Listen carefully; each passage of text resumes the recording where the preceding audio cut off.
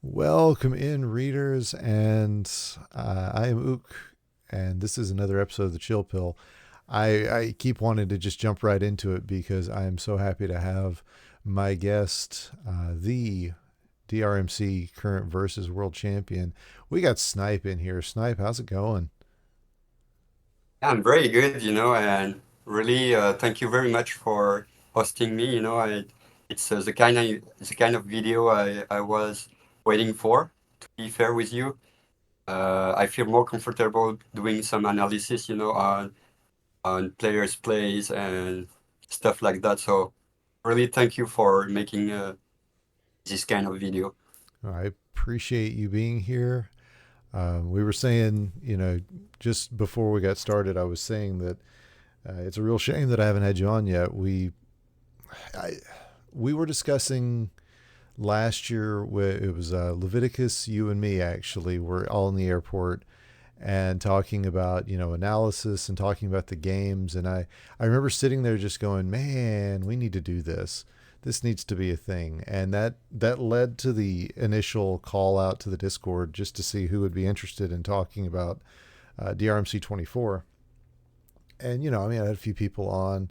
Luckily, had Bidwell come in so he could give a little analysis of the whole history of the tournament and everything. But I know Leviticus had you on. I think you were one of the first Doctor's Orders guests. Yeah, and I also run one of my video. Nice. It was on my Twitch channel. I also did one analysis video one day, but it was last year, and yeah, it went well. So I didn't have time doing it again, but yeah, I definitely consider it again because yeah, my goal I think is that if I can help anyone that the scene as a whole can grow, I would be very happy. And I uh, make no secret of the fact that literally the entire reason I'm doing this is so I can get better. So that's working out for me Yes, pretty this is well. good. Good. So that's you contribute to my happiness. Yeah.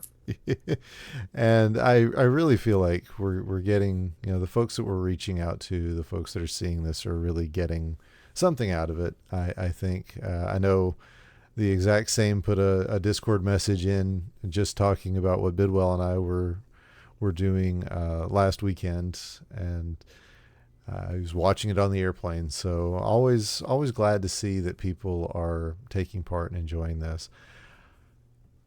So I always start with. Yeah, I Oh, just go ahead. want to say that if you have any questions, in the chat or any people, just feel free to come and talk to me, So yeah, I would be more than happy to help you out. Excellent. I believe I wholeheartedly believe that. So I always start with the same question when I get a new guest on, and that is, tell me about how you got started with Dr. Mario. What's your history with it? Is it something you had as a kid? Is it something that you just picked up as an adult? How did you get to where you are today?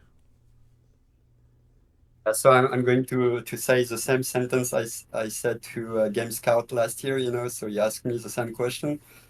I think, my story is not like different from the average, I would say.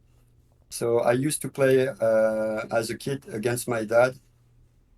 It was, yeah, I think when I was 6 or 7.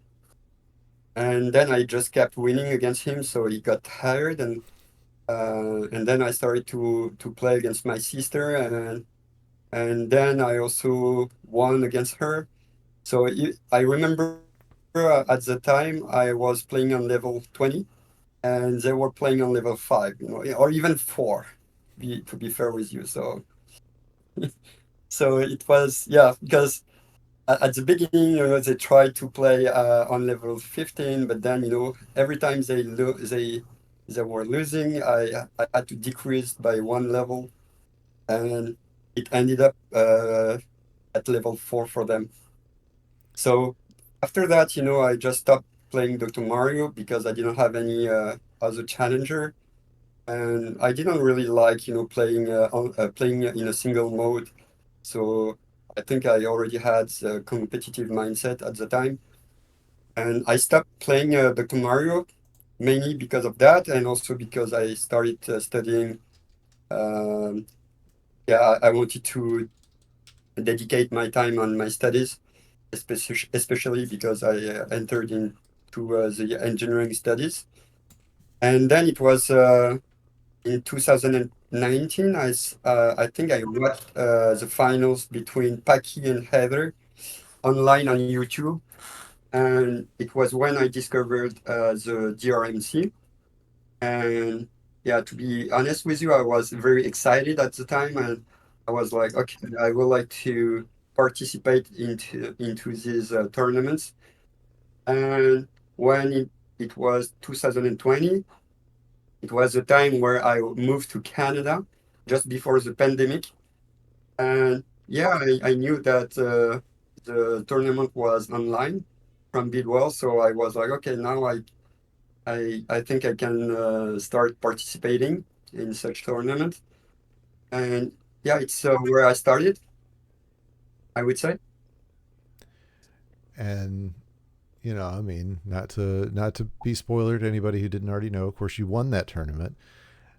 It was done over the Switch, and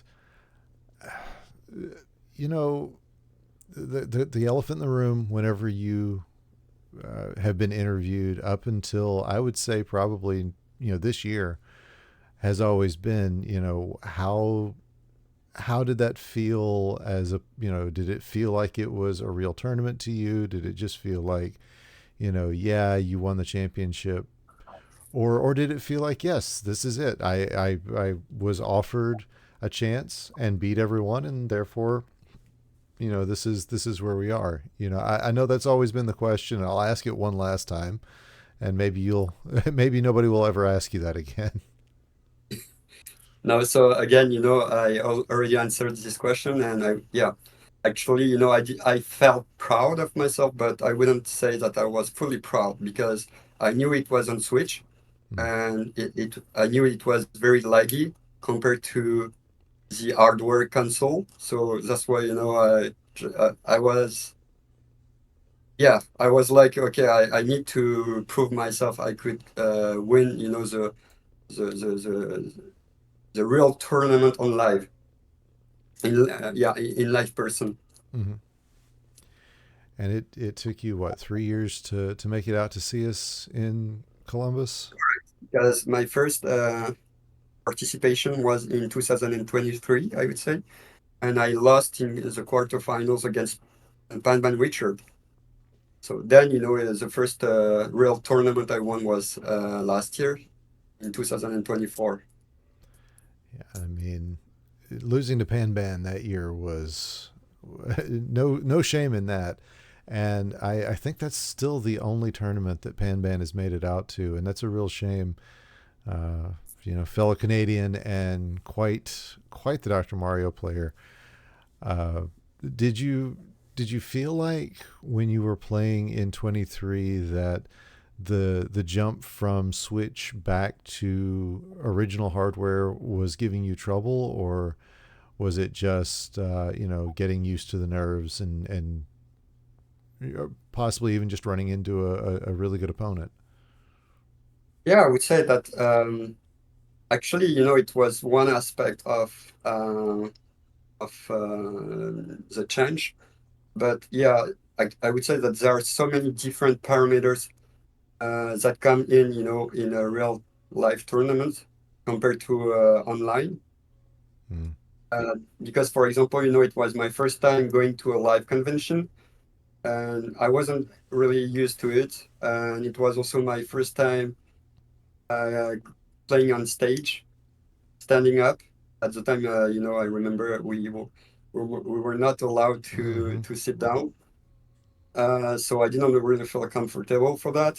And yeah, playing also just under the spotlights was completely new for me. So it didn't feel really comfortable for all of that. And for sure, it was my, yeah, after like decades, it was my first time again playing on the NES console. So I didn't have any controller back in the day, so I had to use, the ones provided by the organization. And yeah, it took some time for me, to get used to it. So that's why then I don't remember. Yeah, I think it was a Doc. I borrowed Doc's controller, and it was when I started to feel really really great. Right. Um, yeah, and that's why then I bought this Hyperkin controller. But that's But yeah, to answer your question in general, yeah, it was a big change compared to the Switch. yeah, and we've seen that as recently as say Louisville this year with Coop is always the example that I use now. He, of course, is a well-known Fightcade player in the community, and when he came to his first convention, it was, the lag was gone, which Fightcade doesn't have nearly the lag that the Switch has, but it does still have just enough to throw you off. And he also wasn't able to hear the gameplay, and he said that was the things that really caused him some issues. And early on, I think he didn't even make it. uh, I think he lost early on in that tournament before coming back and taking second place. So, Yeah, and also, I remember that the first time I played in the qualifiers, the first person I met, was Panban Richard oh, himself. wow. And yeah, man, I want to mention that I was so surprised, so impressed by his play back in the day, and it was, yeah, I was like, okay, he seems to play so fast, and I couldn't keep up. And I think it was when I started to feel very worried about the whole tournament Hmm. because I first met him, and it was during my first pool, and yeah, I didn't feel I could make it after my loss against Pan Richard, Well, and that's why then I knew that I had to adjust my play because I couldn't play as on Switch. The NES controller was very terrible, and yeah, I didn't really play well. So, but yeah, I was really, I remember, that feeling against Pan Richard. I was blown away about his play, about his speed during the first pull. yeah. I remember back. It was one of the very first Virus Buster League matches that we broadcast on the actual channel. It was Panban playing against Noizzle. And I just remember watching that, and I'd been flirting with the idea of joining VBL myself. And I saw the finals, and I just said, I can't hang with this man. He was terrifying in that match. And still to this day, I'm terrified of the idea of meeting him in a Switch match or something someday. Um, Yeah, and you know what? When I first met him, I remember that he knew he played against me on Switch, mhm. but I forgot about it. I didn't. I didn't even. Yeah, I even forgot, his username. So my bad. I still apologize for him. But yeah, after my loss, I knew that he had his chances, to win the whole tournament. Because I used to play against a lot of players on Switch, so I could assess their levels. But after playing against Panman Richard, in my first poll, I knew that he could make it. Right. I had this assumption. To be fair with you, So, what changed between 23 and 24? I mean, obviously you won the whole thing in 24. It was. I feel like your play style had some adjustments. Did you, do a lot more practice? Were you finding new methods? Did you find a partner? What did you do yeah. between 23 and 24? Actually, there are two main factors that come in. The first one is that we had a talk at the airport, and then I was like, okay, because we were all talking about the death bracket. Hmm. I was in, And then I was like, okay, I have to grind and practice a lot, not to be worried about any bracket for the next year, you know, Hmm. because yeah, I realized that it was not a good idea um, to be superstitious, you know, and to think that you want to avoid any death bracket. So I just wanted to get the confidence in order, you know, to be in any bracket. So this is a main factor, you know. The loss against Panman Richard just pushed me even further in my improvement. And the second thing, it's thanks to Leviticus. He talked to me about, you know, FiCat. I didn't even know that it existed. Hmm. So then, you know, I started to install it on my laptop. I was just scared at the beginning of the process because I'm not really into, you know, the technical process. And yeah, he just reassured me, and I was given, you know, a document, um, sh- yeah, showing all the process. So it was very, very straightforward and very simple. So it reassured me. But yeah, I would say that on 5K, you know, when I started playing on 5K, it was the start of my improvement the most.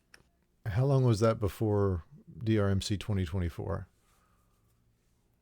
Um, I would say, yeah, just right after, you know, just after, right after the World Tournament in 2023, you know, Okay. I started playing on 5K. So the whole year. Okay. So Yeah.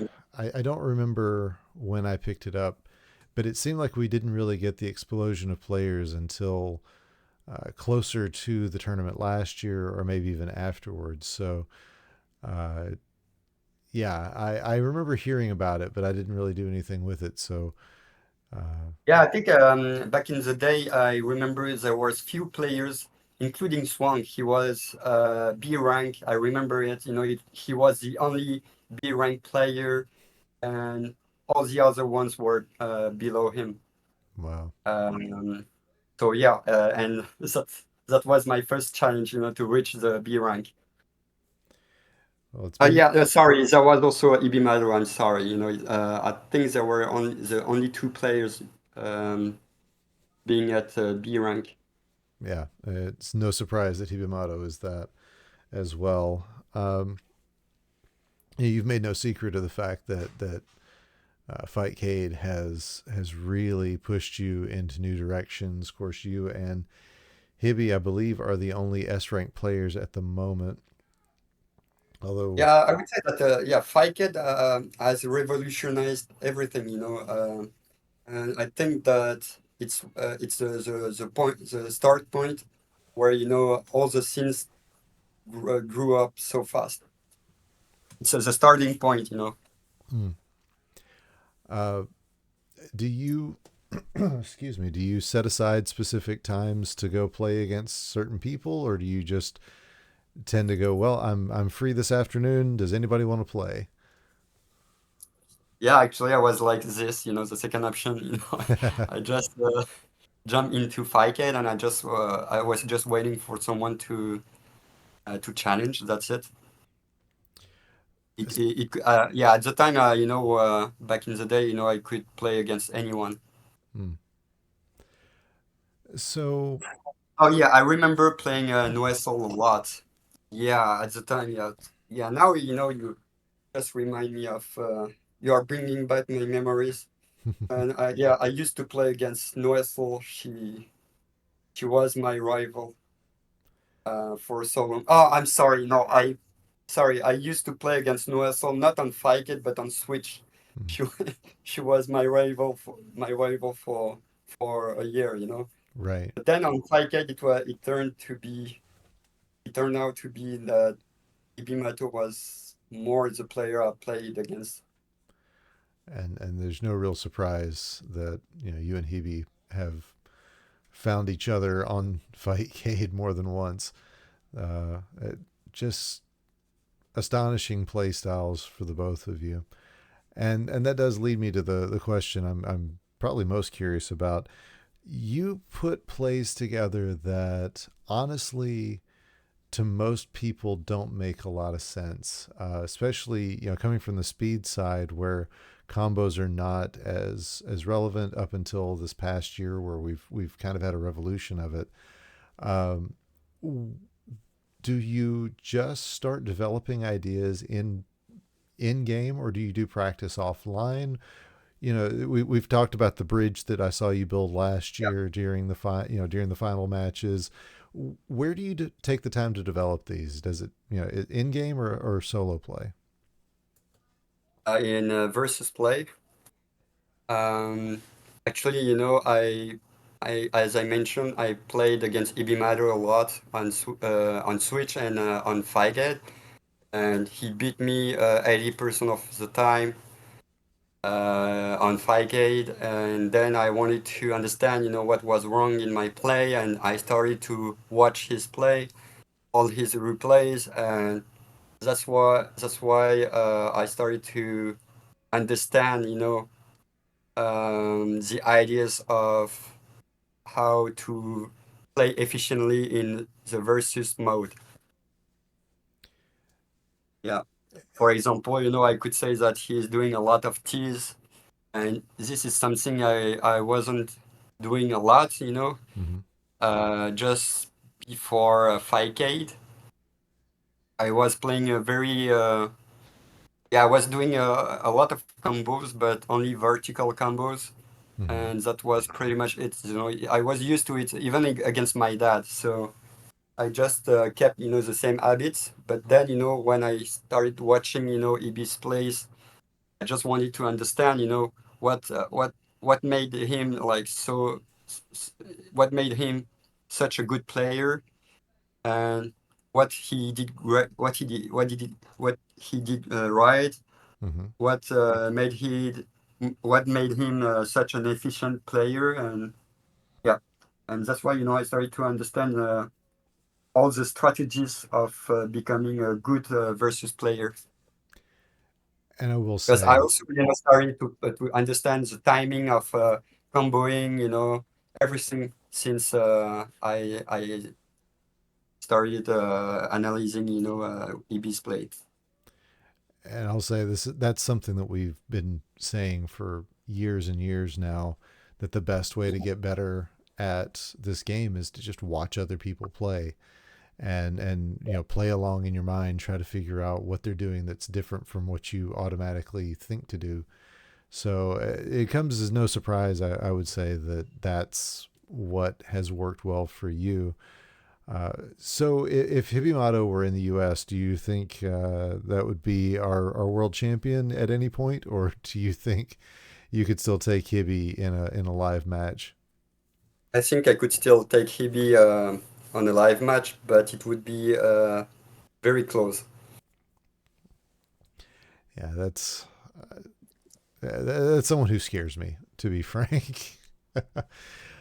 um, so But yeah, I think it's not enough to just analyze. Yeah, it's a good part, but you also have to practice. right. But then, you know, after you analyze a match, for example, you know, if you don't practice, you know, it's just in your head, and you don't put it in practice. So that doesn't mean anything. So I think, yeah, it's good. You know, the two go together. You know, analyzing and practicing. So would it surprise you to know that since in the last year, since the RMC 2024, we've seen a massive influx of T plays and more complicated combo plays that didn't really find their place in the speed game prior to that year. Can you say it again, please? So in the speed tournament over the Yeah. last year, I've been noticing.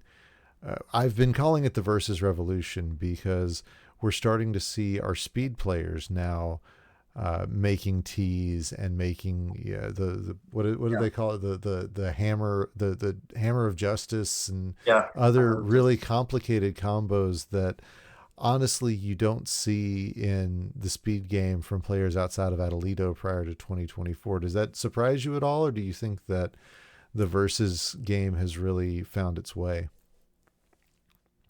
No, that doesn't surprise me actually, but I wouldn't even say that, all these setups, Hammer of Justice, as you mentioned, That's the are one. very helpful. For example, it's very good for entertaining, the crowd and the audience. Mm-hmm. But, if you want to play very efficiently, in a versus play, you will have to play very safely, for example.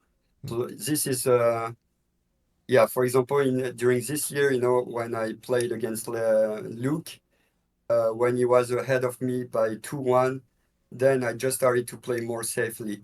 So I didn't do any fancy combos, even if I could do it, I just wanted to reach the safest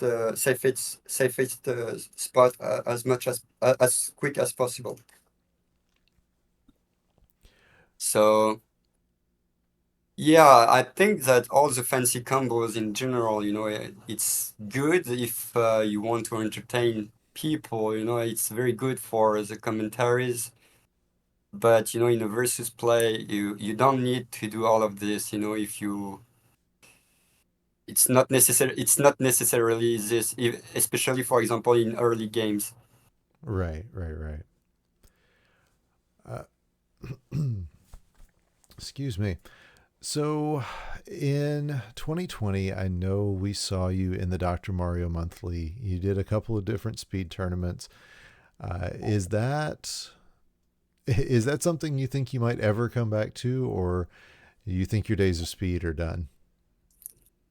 It's a good question actually. So I started to play I think yeah it was in 2020, right? Yeah. Mm-hmm. And I remember playing against DM Wit, and he was for me, he was the best player ever, in the speed in the speed play. Mm-hmm.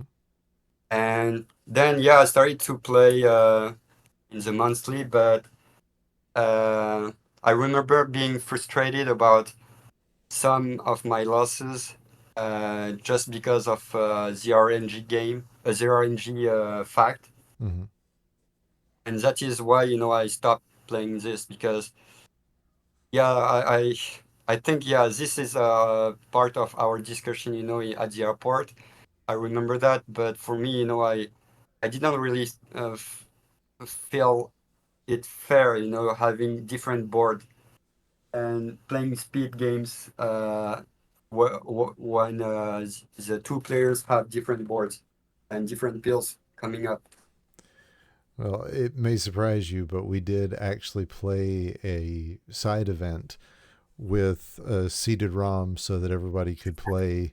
And as it turned out, the top player in that tournament was Adelito, the same one who had won the last 7 or 8 speed tournaments. Anyway, it's always kind of funny that that we always talk about things like that, and then it a lot of the times it just doesn't end up making a difference. But it's such a different type of game I that. really like it. If you're speaking about, the strategies in a speed game, it's what I like a lot, Mhm. and I saw, GM with efficiency, and I was really blown away too, when I saw him play, how he could, be so efficient. Mhm. And there is a lot to say, in speed games too. But the only downside, it's what I mentioned, the fact that we don't have the same board from the beginning, and we're competing against each other, having a different board. So this is the most frustrating part for me. Sure, sure, sure. And that can definitely become a frustration for a lot of players, I know. Yeah. So have you noticed a difference in the speed players in the last year while playing on Fightcade? I know there have been a lot of players, John Detflindo being the obvious choice. Swang has actually moved away from speed, more into verses. You've got players like Packy and Betty, who are top level speed players who also play a lot of verses. Are you seeing a change in players like that? Uh, improving, not improving when it comes to their versus play on Fightcade, or do you, in the past year, do you think things have kind of stayed about the same? Yeah, I wouldn't say that I noticed some changes from players, who used to play in speed games and switch over to versus games. But I remember, watching, as I mentioned, Heather Mm-hmm. against Paki, and I knew that there were more speed players than combo heavy players just by watching their plays. And they were like just doing, actually, just a matter of doing empty clears. When you see, a lot of players doing empty clears, Mm-hmm. even in mid game, that they must be, speed players. So for me, it's just a matter of the number of empty clears you do during a game versus the number of combos during a game. Right, right, right. And yeah, they're definitely different styles. I feel like the two are merging, and maybe we'll be able to see some of that depending on the matches that we've got pulled up here. Um, what have you thought about what did you think about the differences this year as far as the competition level, the venue? What were your big takeaways of this year compared to the last 2 years? Yeah, so in terms of the competitive scene, I would say that yeah, it got more competitive than last year, especially because more and more players are getting in Picade. Mm-hmm. And yeah, I think the whole community is improving. And yeah, I would say that the competition was much bigger this year than last year. Also because we've got like a lot of newcomers, such as Coop or Pezmaster. So yeah, there are a lot, and even now, I could notice some new players, on Fightget who could have the potential of reaching the elite. Yeah. So yeah, definitely, this year was very, very, very bigger, in terms of competition. And about the venue, I would say that it's more different from last year because last year, we were more. It was a stand, we had a booth, and we were open to the public, Mm-hmm. and it was easier, to attract people from outside. And this year, it felt more cozy. We had to go downstairs, and then it felt, yeah, more cozy, more. I just saw, the same faces I saw, in the past, Mm-hmm. in the tournament. So yeah, it just felt more like a family, Right. And I So think I would say this is the main difference between the venue and last year. honestly, I think that whole family feel has always been one of the strongest parts of this community. I've made no I've made it very clear in the past that if it weren't for the DRMC, I don't think I would still be streaming today.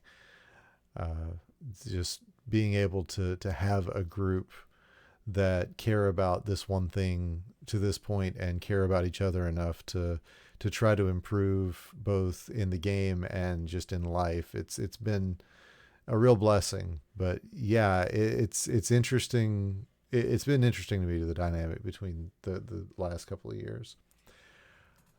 Yeah, that's good. But I agree with you, and I also spoke with Game Scout a lot on how to make the community grow even better. Mm-hmm.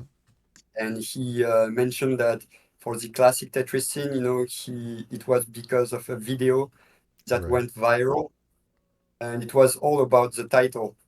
Because at the beginning, the video was there was no views, about that video, and then there was a guy, who just came up to him just asked him to change the title, and then it went viral, and he wanted to do the same thing for Dr. Mario.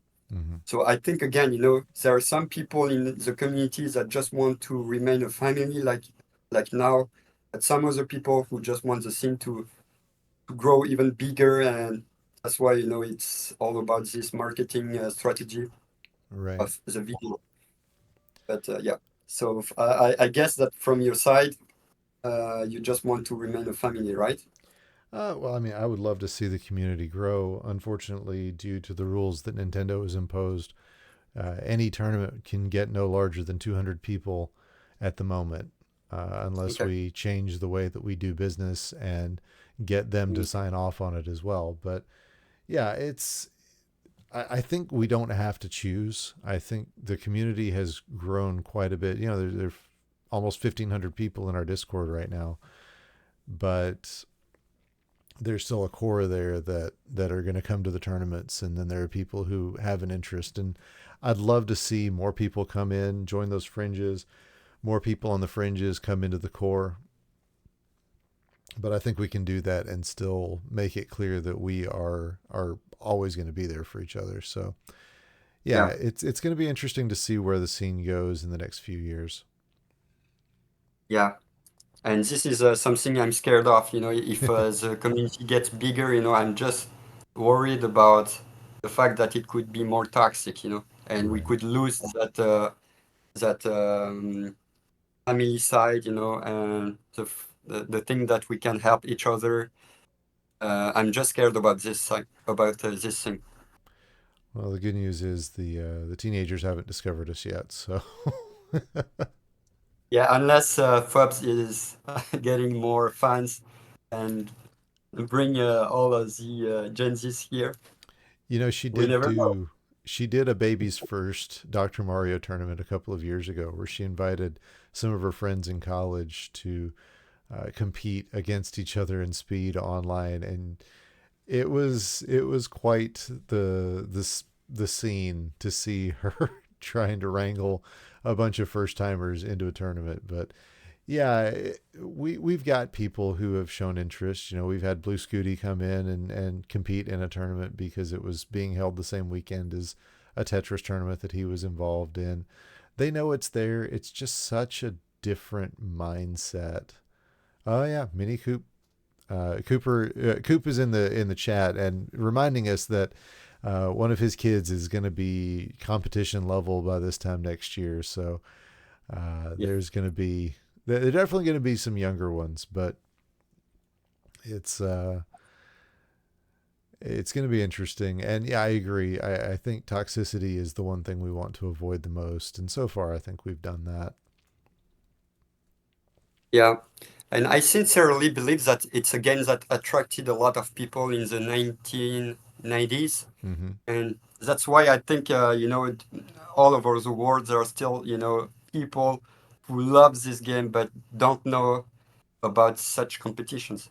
So Right. that's why it's good, to make it more visible, and to attract all these people uh, who could share, the same love about this game as us. I think it's a good thing. If you go back to the old Dr. Mario monthly Discord, which is still technically active, although we've got it archived so nobody can say anything on it, there's a welcome channel where people were just describing themselves, and it seemed that at least at the beginning, the biggest part of the scene were people who were like me, had an interest in Tetris and just realized we're too old for the game now. As the younger players have come in, and it's good to see players like Doc and Jocko Cat and Bill, who was great to get there. Just still being able to play this game. I mean, I'm in my 40s now. That's ancient in Tetris world, but in Dr. Mario, you can still be competitive, and I love seeing the fact that we can still provide that for players who are getting a little longer in the tooth, you might say. Yeah, I think from what you were saying, it reminds me of a discussion I had with Leviticus. Hmm. We shared a different opinion on that. He thinks that the age, doesn't affect progress, but I think that the younger you are, the greater your capacity of the capacity to progress quickly Right. is, So yeah, I think differently for it. And it happened to me as I started. I also played, on Tetris, but not the classic Tetris, but the modern Tetris. Hmm. I used to play on Tetrio, and there is a rating system. And when I saw, the toppest players, they were all young, all teenagers, and Right. I knew that I couldn't keep up. And this is due to my age. I'm 36, and I truly think that my learning curve is like decreasing with over time. Well, it's not decreasing But too fast as we've seen in the last couple of years. yeah, but when it comes to speed, believe me, on the modern Tetris, it's unbelievable, how the teenagers can play. So, let me bring us back into this year's tournament and the future. Who do you Yeah. think who do you think is the next who do you think is going to be the next champion that isn't named Snipe? If Ibimato is going Okay, to, that's fair. for sure, Ibimato, yeah, it's the first name that comes to my mind. We've got to get Hebe over from Japan, though, unfortunately, and that is proving to be more difficult. And then I would also say, maybe Nueso, I'd love to see if, Noizzo come out to one of these tournaments again. yeah, And we might be able to talk her into it. She did qualify for last year's immunity pool and wasn't able to make it out. Of course, we're going to be at Genesis in San Jose, which, I mean, she's in Southern California, not Northern California, but that is at least on the right side of the country for her. So I'm wondering if she'll make it out there. Of course, that's Swang's backyard, so that entire tournament is going to be insane. But I agree. I could see Noizle doing well. yeah, If and we share the same opinion that Dr. Mario is too slow. It's what Noesel said. That if it could be much faster, her brain could keep up. And she feels frustrated because the game is too slow for her. So, and I think that's why this was when I truly thought that she could make it. Because I knew her brain, could think very fast, and it's just a frustration about the slow of the game. mm. Remind me, were you in the immunity pool last year? I don't remember. Um, Last year, you mean her? No, were you in the immunity pool last year? Oh no, I was not. Okay. Uh, I was curious what your take was on I think I how had a that. buy, yeah, I had a buy. I got a Right. buy, and then yeah, I wasn't part of the immunity pool. No. So, how did you feel this year about being in the immunity pool versus, last year having to do your qualifiers with the rest of us plebes? What did you feel like was the difference? Did you like it? Did you think it was a little more frightening? Where did you think about it? I think that the biggest change is that I knew I was under the spotlight because last year, I knew that I was in the regular pool, so I wasn't under the spotlights. And yeah, this year I knew that in the immunity pool, it only brings the toppest player, from the regionals and everything. So I also felt really excited about it. So it's a different feeling, but it was, yeah, more exciting, especially because I knew that I had to face so many top players Mm-hmm. like Swang, Perula. Sorry, was it Perula or Pangolin? Pangolin. I'm sorry, because Perula, yeah, Perula. Okay, so sorry for the sisters. I always confuse both of them sometimes. Yeah, but Pezmaster, even DSS, and the guy who scared me the most was Flindo, and he was there. Right, right, right. and and after he beat me, I knew why I was scared of him. There are, and I don't remember if this is public knowledge yet or not. So just if you're hearing this for the first time, folks, I do apologize. There are rumblings of a potential Canadian regional in the near future. If that were to happen, do you think you would make it out?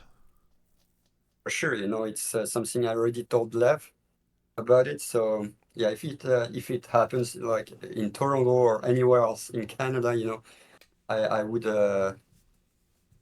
get my flight tickets, to get there for sure. Sure. Cool, cool. And that's I I've only done the Louisville regional. There's also, you know, Fwubs is trying to put together one in North Carolina that I will absolutely make it out to because it's closer to me than any other regional we do. Um, it's such a different feeling, you know, with DRMC. It is the event, even if we're not the event at the convention. You know, it always feels like all of these people that are in our area, they came here for this. Whereas if you're at a regional, you're still just trying to grab whoever off the street. You're having fun, just, you know, introducing people to the game. So it's always interesting seeing that feeling, and I think it'll be a lot of fun to see you in that environment as well, especially safely ensconced at home, where I don't have to worry about facing you if I get to a certain point. That would make my day better. Okay. Um, so, anything else you want to say about this year's tournament before we take a look at some of the analysis? I don't have anything in mind yet, but if anything happens, I will let you know. All right. Well, I've got, as you can see, the immunity pool pulled up. They are in the middle of counting you down right here, and it looks like your first opponent in the entire tournament was Pangolin. Of course, it was extremely late. We had moved originally. The immunity pool was going to be early, and we it was becoming a problem with figuring out when to put this, when to put that, and we decided to move immunity pool to the end, kind of save the big shot, you know, the big surprises and everything for the very end of the match. Unfortunately, of course, the first group went long. If you were there or if you've watched it online, you know that that first pool just it dragged on a little bit. So you know you were finally getting your hands on a controller in under the lights. Had you played much that day? Um, yeah, actually, to be honest with you, I was really tired. I really wanted to take a nap, but I didn't want to take the risk because Yeah. I knew that my immunity pool was coming up. But then after I heard that we were delayed by 2 hours, I was like, okay, maybe, yeah, I got more tired. And I also practiced with Coop, Hmm. at his hotel room. So I played against him and Neo Speedo. And shout out for Jeff, he lent me his controller because I was a bit worried Hmm. as my Hyperkin wasn't allowed this year. So Right, right, right. yeah, so I knew that it would affect my play. Because I also tested out, some controllers, at the stations, but it didn't work very well for me. A- So, yeah, I and started to be very worried. and this is true for you and pretty much anybody else. If you get to an event and don't have a controller, let the staff know. We will probably Bidwell always has a bin full of controllers, and they go from really soft ones like mine to really crisp ones that feel like they're brand new. I guarantee we'll find you a controller. So I'm glad you were able Thanks. to borrow one. But definitely check in with us. I would definitely recommend picking up one though, because as long as you're the champ, they're gonna have you on screen as much as possible. And if you're on screen, you're gonna be playing on one of those consoles that the Hyperkins just will not work with. So I Yeah, definitely recommend figuring out exactly what you like and getting yourself a really good controller. But anyway, that's neither here nor there. We're ready yeah, to. but just to finish about this, finally found out one that suits me. It was at the end, after the tournament. Mm-hmm, After my play against Minicoup, mm-hmm. I played against Flindo, and I found, a controller that suits me so much. And then I asked Bidwell if I could buy it. He Uh-huh. said, "No, you can take it." Oh, good. That's Chris. That is so Chris. Well, be sure you take his sticker off the back, otherwise we'll dump it into a box at the end of next year. Because that's what happens is we find anyone that's got that sticker on it and we wrap it up and toss it into the bin. So I'm glad you found a good one. Be sure you put your name on it. Is all I'm going to say. Yeah, I'm gonna do it. Yeah. All right, so we've got a match against Pangolin. Pangolin, of course, won the Hartford Regional.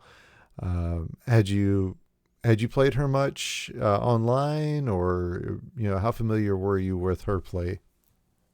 Yeah, for sure. I played against her a lot online on 5K, and I remember, and she knew it, just right before the tournament, I think she was the last player I played against on 5K before getting to the live tournament. Mm-hmm. And she won against me, she could take a set off me. Mm-hmm. And I was like, oh my God, she changed her play. I felt like different, it felt different from usual. So I just asked her, what was her key secret about it. And I remember asking her what she had for breakfast, and she said that she ate cookies, and I wanted to have some cookies from her. And then she said, no cookies for you. And okay, so this is like an inside joke between us, as I also, in real life, I asked her for these cookies again, and she said the same answer, no cookies for you. Wow. See, and if I had a viewership of thousands, that would be a T-shirt by now. Uh, already, we'd be like printing up "No cookies for you" T-shirts. Yeah, it would be. It was so funny, I laughed so much, online when she said, no cookies for you, with the exclamation mark, Yeah, we'll get that. We'll get somebody on that with an actual pangolin holding on to like a chocolate chip cookie, saying "No cookies for you." We'll get you that shirt figured out. Have Yeah. to come up with something. All right. Well, let's go ahead and hit play and see what the first pills that come up are, and tell me what you see on the board and everything. They There we go. All right. So we're looking at a blue yellow, and if you want, I can continue on so you can see what the next pill is. But what are you thinking? What's going through your mind when you see this board? Okay, the first thing is that I always wait for the next box to show up, just to think about where to place my pill. Yeah, There you exactly. go. So this is, and after I'm seeing the next box, I knew that for this case I would place the yellow blue vertically, as you can see here Mm-hmm. on column 5. It's the best way. Yeah, actually, I didn't want. Yeah, I could also, on online on 5K, I could have placed, the blue yellow horizontally on 7 and 8, Mm-hmm. but it would end up having, a yellow garbage on top of 7, which is Right. not very good. So here again, as I mentioned, I just wanted to play very safely, here in the tournament. So that's why I just wanted to keep the board even and just try to get rid of the center as quick as possible. Um, so yeah, this was my main strat, on the live tournament like this. And it looks like Pangolin's got a similar idea. She's just going for vertical in 2. I assume that the next one's going to be vertical in 5 as well. You two Yeah, are And I'm assuming your next play is going to be vertical in two as well. Correct. But yeah, again, as I mentioned, I just want to bring the center down, So this was my goal Gotcha. Well, we'll go ahead and see because I that. couldn't see any combos opportunities. So that's why, the second option was to bring the center down. Right. All right. So it's interesting to me. You've got now your garbage is split, and you placed it on one where it doesn't really have any use except for as garbage. What's what drove you to put it 1-2? Do you have any idea what the thought process is there? Um, Not really for for this case. Okay, just curious. I didn't know if maybe there was some brilliant insight I was missing. So double yellow's coming up next. Are you placing it say on six to Yeah, I think we would share the same idea, even Mhm. yeah, Okay. I think the obvious placement would be on column six, for sure. Yeah, Oh yeah, that's and there's the double red to make it the and here, perfect yeah, I play. wanted to mention something very important. So many players would, after seeing the red yellow, they would directly go for column three Hmm. vertically. But I wouldn't do that because it's no, it's okay actually. It's okay in this case, but yeah, maybe in some other cases, it would just make your board messier than before, Hmm. and that's why here I would go for example, placing this red yellow on column two, Right. and then you see the next hill coming up, a blue red. So then I would place the blue red vertically, on column three. Right. Okay. I can see that. Then you keep the board clean, with the same colors.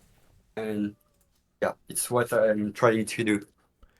And yeah, I can see that you've got, excuse me, not as much red available on your top line anyway, so that does make sense. Yeah, my two choices would have been personally to go vertically in three or into 2-3. But yeah, I can definitely see that. Of course, with the blue red coming in, my next would probably be doing some sort of crazy tuck. But I like your idea of that drop into two, drop into three, and then it's Yeah. it's much faster, and that yeah, that is something that I think has been lacking in verses is that element of speed of trying to find efficiencies like, and I think that's going to be the name of the game today. So let's continue watching and see what you do. All right, you do end up stacking it into 2-3. I think that's a perfectly fine choice. Like I said, that's Yeah. that's where my instinct goes, and I'm curious if you're going to stack underneath onto like underneath 7-8, just because that's the sort of thing I would do. But I'm afraid it may not be fast enough. Yeah, it's a good option, to do underneath. But yeah, I didn't go for this. Yeah, no no real reason to other than it it could be faster. But all right, I'm just going to let it play now for a bit, and you stop if there's anything you see that's. I'll do the same if there's anything we see that's kind of crazy. Yeah. All right, and okay, you made the drop there. I wasn't sure, but Yeah. obviously the combos is right there. Made a T, and now you've kind of Yeah. hit your stride. So as you saw, it's what I talked to many people, during the tournament. I always want to make sure that I have several different color combo setups, to ensure I always know how to play the next build. This is very important for me, So Eh, let's say you have like a yellow combo setup, then if you have a yellow setup to do again, don't go for it. Just try to do another combo setup from different colors. mhm. This is very important, because then you know that you always have backup plans. And the funny thing about that is that I again I'm going back to speed because that's where that's my bread and butter. That's what I'm very accustomed to. That's becoming again something we're seeing more of in speed play, and it's the shift in focus from, oh, there's a lot of double opportunities, to now there's a lot of places to put the off color pills. So you've Yeah, got a place for a red yellow, you've got a place for a red blue, you've got a place for a blue yellow. Because those are so much more common, it makes so much more sense to prepare yourself for those. And yeah, we're seeing a correct. lot more of that. Correct. And this is also affecting your speed, because I Mm-hmm. saw so many players, hesitating a lot on where to place the next pill. Mm-hmm. And this is because they didn't prepare the board, and that's why, what I told you is very efficient. If you have like different combo setups, from different colors, if you perfectly know, where to place the next pill, Mm-hmm. then, it would affect your speed for sure. Would it surprise you to hear that almost every play you've made so far is exactly what I would expect a speed player to make now? Yes. I'm telling you, the game has changed very much. Okay. But yeah, okay. So you're already 20 viruses ahead almost, and it's been efficient play. Every every virus clear has made like really good sense to me. And I mean, part of it is just Pangolin hasn't been able to get her combo game up yet, which that just happens. A question that I have wondered about, and I'm curious on your take, when it comes to double combos versus quad combos, do you feel like it's better to do two doubles with delay in between so that you're causing more drop time, or do you find more value in getting a quad and knowing that you're going to knock into 4 and 5? It would depend on the context actually. So Okay. sometimes it's better, to have a double combos only, and sometimes it's better to have a quad. So for example, if you're at the top of your board and it's very risky, to wait for the quad, then it's better, to choose, the double instead. Okay, So that's a yeah, fair answer. it's it's from the experience. You will be able to feel it, but it's more about the risk you take, Right. Okay. or not. Well, let's continue on and see where you're moving forward. Okay, and Pangolin, you get the top out. She, it was just it was a tough time there. You got her moving early, and I think that was the key to it. So, And something also wanted to mention, is that like so many people I saw were trying to rush to make their combos as soon as they see, a next skill coming up that would make the combo. But then, I think you don't have to rush, just wait for seeing the next box and see if there are a better opportunity to extend your combo, for example, to end up having a cleaner board. And I saw so many players, rushing for doing a combo, so and they don't pay attention on the next box. But this is one of the key success, of the versus play, I would say. Just always wait for the next box to see, what to adjust, your strat on the right. versus. All right. So I'm pretty sure this is, yeah, there's just practice going on. But your next opponent is Taco Gary himself. By the way, that's a joke on Rob Burrito. Yeah, Um, I yeah. could assume it. So I knew part of it, but oh man. All right, so we're looking at the top of this board, and you have What so is many. really funny, is that Bidwell is feeling like really relaxed from his body language, and And for me, I'm like laser focused, on the game. Hmm. It's very funny to see such difference.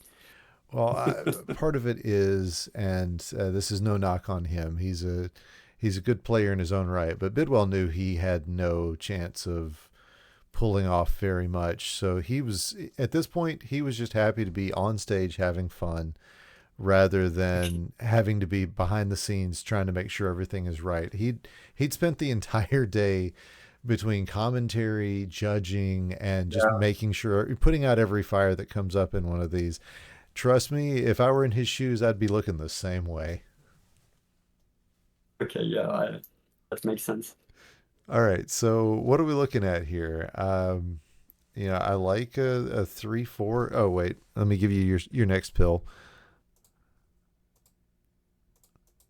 Yeah.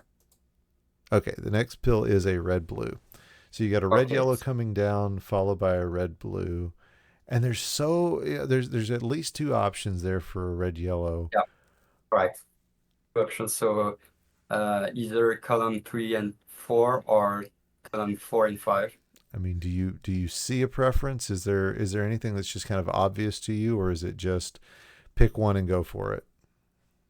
I would choose, column 3 and 4 instead, just Okay, to keep the flat, yeah, more even. okay, okay. Oh yeah, and I guess you've got And the option for figuring it's out a also T. because I would wait for a T, Mm-hmm. with a double yellow. Right. Yeah, I just saw that as you were saying it. So, Oh yeah, um, okay. does that mean that you're gonna think about putting the red blue on 4-5, or are you gonna go ahead and hit it on the uncovered 5-6 so that or 6-7 so that there's no So as I okay. mentioned before, it's very important to make sure to have several different color combo setups. Hmm. So yeah, I Right, and don't want that to that takes away your red one combo yellow. setup. Yeah, Okay. so I Okay. want to have several different plans available. All right. Let's keep those first few pills going. Okay, you went the other way, but I don't hate it because now you've got a yellow blue coming down, and yeah, you're starting to build that up as a combo. Get the combo, and now that's a triple. Good grief. Yeah, okay. Uh huh. Yeah, big stack there, and the T. Beautiful. This is not necessarily the cleanest way to, and Ooh. even this, what I'm doing here, it's like it's too risky actually. I was So gonna say you wanna explain that red in 2-3. That seems like uh, you're depending on a double red. yeah, correct. So, but the thing is that I knew that I had a double yellow coming up, so I knew that I would place it uh, in Mm-hmm. column 5. So then it would bring up a platform, and then if I had even if I don't have the double red coming up, I knew that I could even put, let's say red blue, for example, vertically Right. on column 5 and then on column 4. Okay. But again, this is really interesting because what you are seeing here, it's what I saw from EB's plays a lot. So Yeah. that's why I started to do this kind of thing. When you don't know where to place the double red, for example, here, for sure, I had a better placement, which was column 1, for example. But Right. in any other situation, sometimes you don't know where to place the double red or double blue, double yellow. You don't know whatever. Then it's very worst doing this kind of thing. Yeah. And it's taken me up until about just a few seconds ago to realize that you have a yellow T in 7-8 just waiting for Yeah. that next double yellow, and I know you're not going to put it there because we've already passed that point. Yeah. All right. Yeah. To be fair with you, in this specific situation, it was not the best option to do. But yeah, and there's a something that Adelito said when I interviewed him, and it has resonated with me, and that the fastest play you can make is the most efficient play you can make is the one that you see. So, I mean, Yeah, it makes sense. You saw the play in the moment. You recognize something that you've seen Hibimato do in the past, and you said, "I'm going for it." And yeah, in the moment, that was the best play you could make. yeah, So correct. I'm definitely I will question everything, but I will not tell you that you're doing it wrong. I promise you that. Yeah, but yeah, in this scenario, I think it's very risky because if you receive a garbage drop, on Mm-hmm. column four, then it would ruin all the setup. Right. So yeah, I would rather now thinking about this, I would rather go for column one, just playing very safely. That's it. Well, you made your bed. Let's see how you lie in it. Okay, as you saw, I just built the platform and now, yeah. There it goes. Yeah, you say you don't like making those crowd pleasing plays, but the the crowd is always happy to see plays like what you just made there. Yeah, thank you. But oh, that's nasty. Oh, But as you can see, I always make sure to make, clean combos. yeah, As you yeah. can see, I don't try to make my board messier. And honestly, So even after a combo, I always make sure that the drop end being, next to the same color, just to get, a clean board every time. right, yeah. I mean, the cleanliness of your board is not something we're used to seeing from top level speed or versus players. Yeah. The adage has always been that any oh now you're just getting This, ugh, yeah, this just was getting not greedy. really. Uh, The adage has always been that the more garbage that you see, the more combos they're able to build. But you just turn that on its head. You almost never have that much garbage on your board.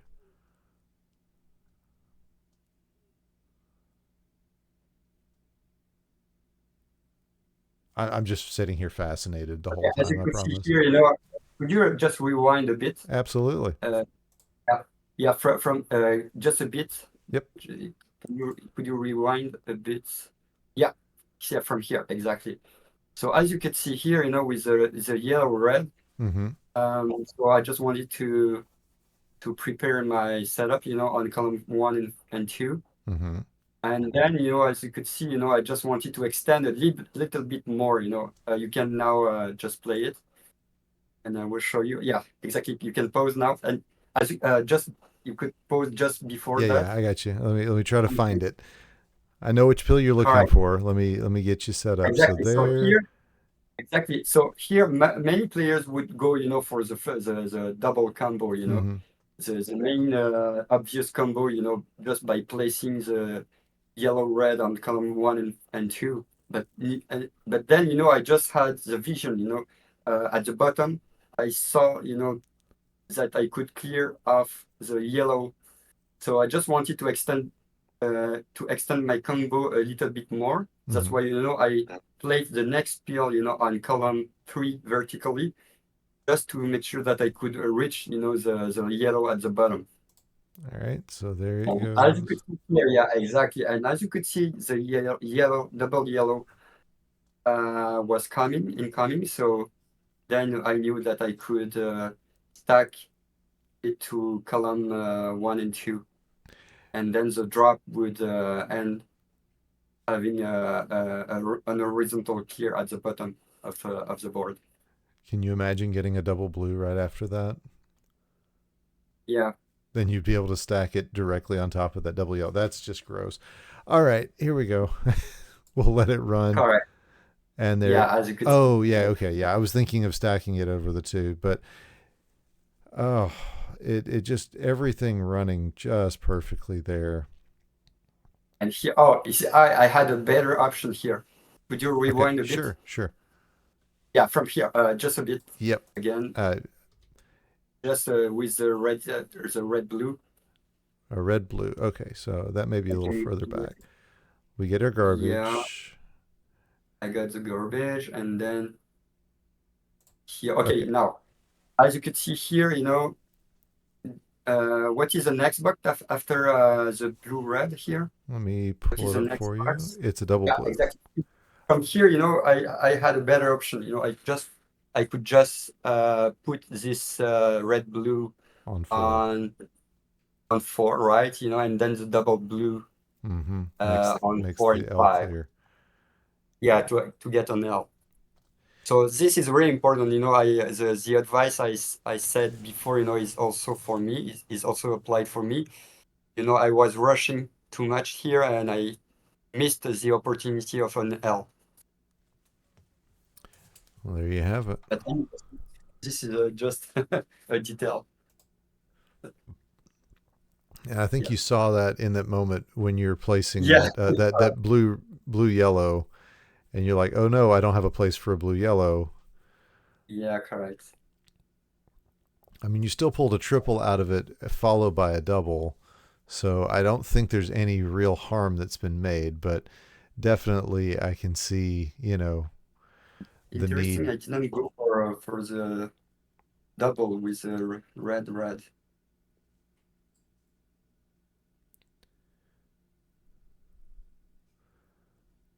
All right. Okay. Yeah. And at this point, Bidwell is just trying to extend.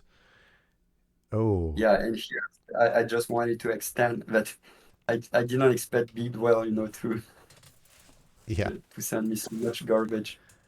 Which, I mean, it's not the end of the world because you can still underclear.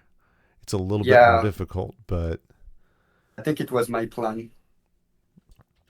yeah, it makes good sense there. The thing is that if you can rewind a bit, I can explain something. Which, Just one frame, yeah, one pill before, yeah, here, just play, and yeah, now we can stop.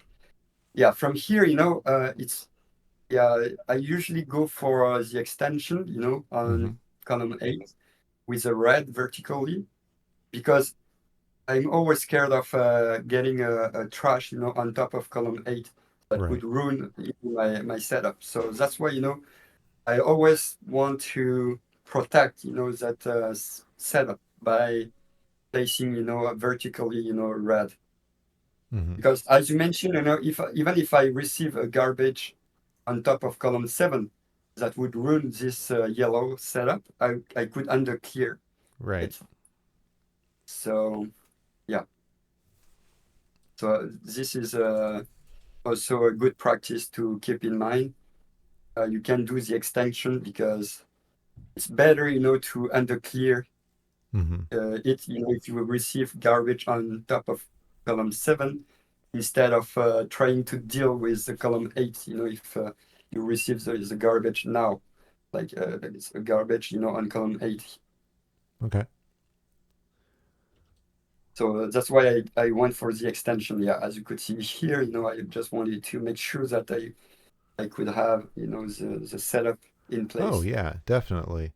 That that makes perfect sense to me. And in fact, if you had stacked blues on top of column 8 after that, it would have continued to make sense because then you're drilling down into the virus below.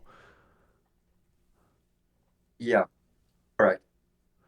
So yeah, that level of board vision, it's definitely Yeah, the board critical. vision is really important, very Mm-hmm. important. All right, let's let it roll a little And yeah, longer. definitely, I received trash, but as you mentioned, yeah, I could underclear it, Right. but I And didn't go for it. well, at that Yeah. point, you'd gotten some garbage over on your column 5. In fact, I'm not enjoying your column 5 until oh Oh my wow. God. You also ruined, my plan. So I'm very surprised I didn't go for the double blue on column 6 Right. Yeah, I just to saw get that too. that blue. Oh my God. Okay. Yeah. I did so many mistakes now here. I can see it. Well, you're in a scary spot, honestly, with the speed at 47. It's not the best speed to be at Yeah, when things start going sideways. for sure. I think I was a bit panicking. I mean, give Chris some credit. That was, I think when he and I looked at this last week, he was a little surprised at how much he was able to do playing against you. He considers this a point of honor, having pulled off, kept you on your toes as much as he did. So uh, Yeah, that was really he was really impressed by himself. I think, as he yeah, should be. but That was good. he should be, and in general, I think generally speaking, he's a good player, he doesn't have to look down on him, he's a very good player. Mm-hmm. All right, now you're making these empty clears to just try to get some movement on your Yeah. board, and there it So goes. this is just a speed play, I just wanted to empty clear everything. Now that's another question that I bring up a lot of times in our chat or in our commentary, and I've definitely asked players: is there a point that you can get to where you're just like, you know what, it doesn't matter. Let me just speed through, forget the combos, just get to the end. Yeah. Because there are a lot of players on the versus side who say no, no, always with the combos, no matter what, combo, combo, combo. Get a virus when you can, but combo, combo, combo. Actually, it would depend on your opponent's board, actually. So after I watched Bidwell's board, I knew that I could uh, do a speed play. Right, But sometimes, if you see like that your opponent's board is very low and he's about to clear all the viruses, then you know that you have to stun lock him by making more combos. So right, yeah, it right, right. depends on the situation, actually. Yeah, definitely makes some sense there. All right, looks like they're getting ready to count you guys in. So now you got Pezmaster, and Yeah. Yeah, Pezmaster is also a great player I faced on Firecade many times. well, I'll tell I you. remember one of his interview, I think it was after his victory on his regional, he was asked, which player he wanted to beat the most, and he said it was me. I remember that. Well, But and yeah, the thing he, about he could Pez, definitely be the outsider of the tournament for me, he could make it. right? Yeah, the thing about Pez is when you look at how stacked that regional in California was, and the fact that he and Sahar just blew right through the whole thing, it he scared me. He scared me coming in. I thought he was going to have an excellent tournament. I don't think he quite got to the point that he expected to this year, but I will not ever be shocked to see him do well in a tournament. Yeah, me too. Okay, Yeah, and go ahead.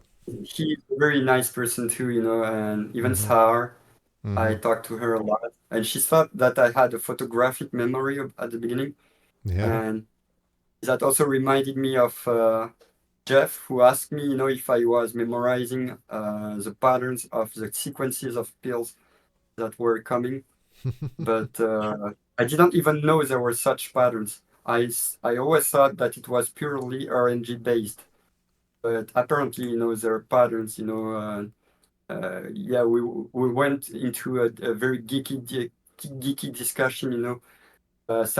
Saturday. Was it on Saturday? Um, no, I think it was. Yeah, after the qualifier years. Mm-hmm. Uh, yeah, we went into this very geeky discussion, and yeah, just I just want to let all people know that I'm not that genius. I'm just adapting in real time. That's Right. it, and memorizing everything. Maybe unconsciously, I don't know, but I did not even pay attention on it. And there's, I don't know if you've been paying attention to the technical discussion chat in our Discord, but it has been just blowing up recently with some high level analysis of the code of the game as far as trying to predict where the garbage is going to go. I think that's been the biggest point of RNG that we've had in the versus game is been trying to figure out how to send garbage into a specific spot, and they're kind of cracking it. It's becoming. I think Carmen P is the player who is doing the most work on this, but oh man, they are getting really high level into it, and I'm just like, no, I appreciate you guys doing this, but I'm never going to be able to learn all of that that's going on.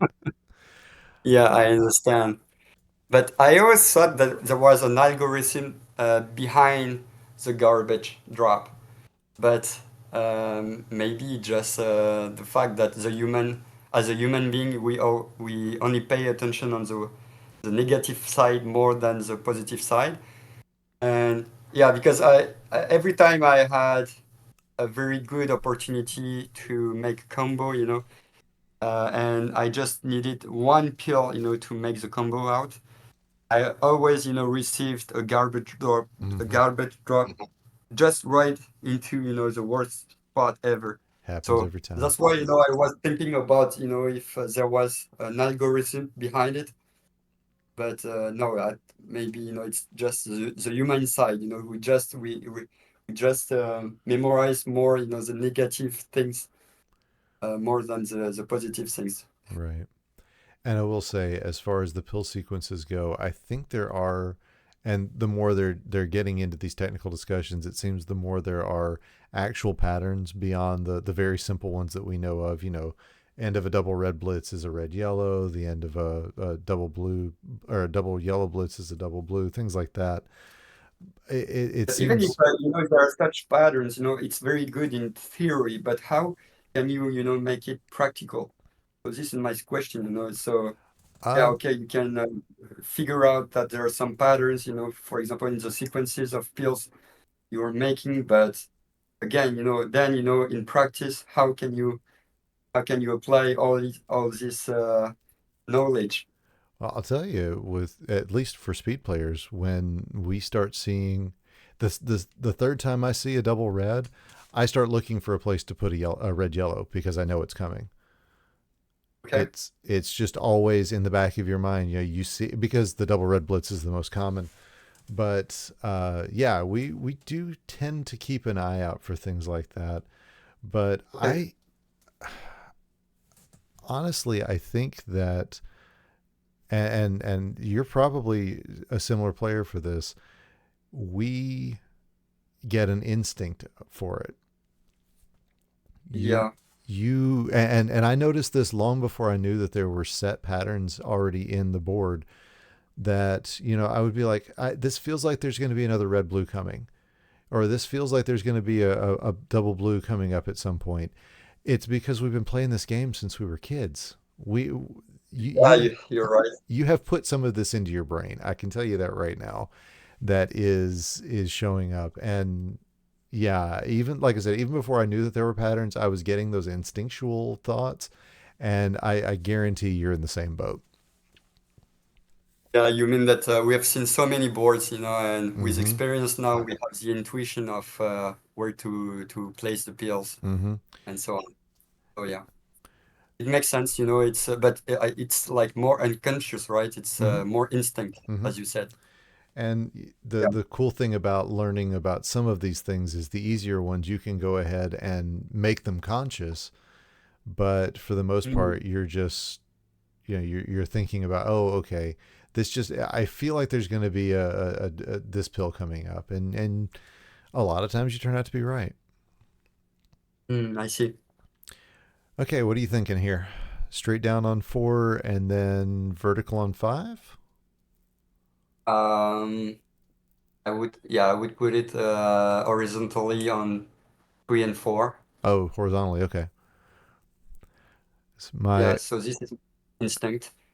But again, you could also clear, the first column. oh yeah, yeah, yeah. I don't like that play because of all the drop time it builds, but that's speed Yeah, player for sure. coming out. Correct. You're right. So that's why, I would go for 3 and 4 Gotcha. horizontally. And the only reason I would even disagree is because setting up on four, you can start building the horizontal on those yellows, but that's just me wishful thinking. Oh, I see what you mean. Oh, okay, I see. Yeah, I see what you mean. But that's very pill dependent. I mean, it is dependent on a yellow blue and another yellow blue or a yellow red, but I, that's just me. I'm being wishful thinking. Let's see what you do. I did something completely different. I'm not I'm sure an why. Was it a misdrop? Uh, I don't really think so. I mean, it made a combo regardless, but Yeah. Okay, oh, that was gross.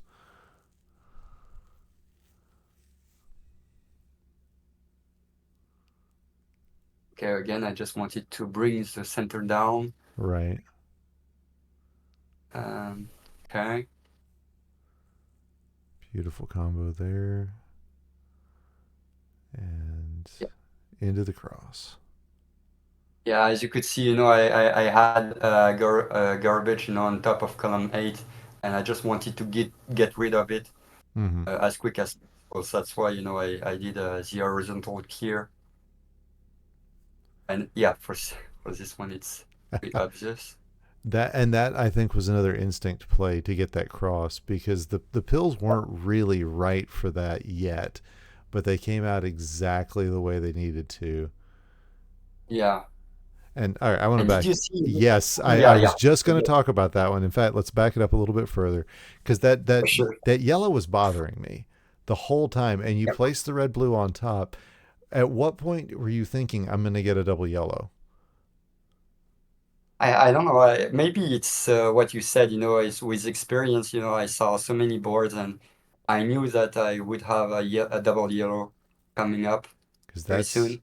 that Yeah, I would never have counted on that double yellow, but you get it, because and otherwise, how could you get rid of that yellow on top of 8?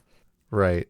What would be the other options? Yeah, the other options would be having, for example, a yellow blue, on column 7, Hmm. then yellow red or the yellow blue again on 6, and then you would need a blue yellow, on 5.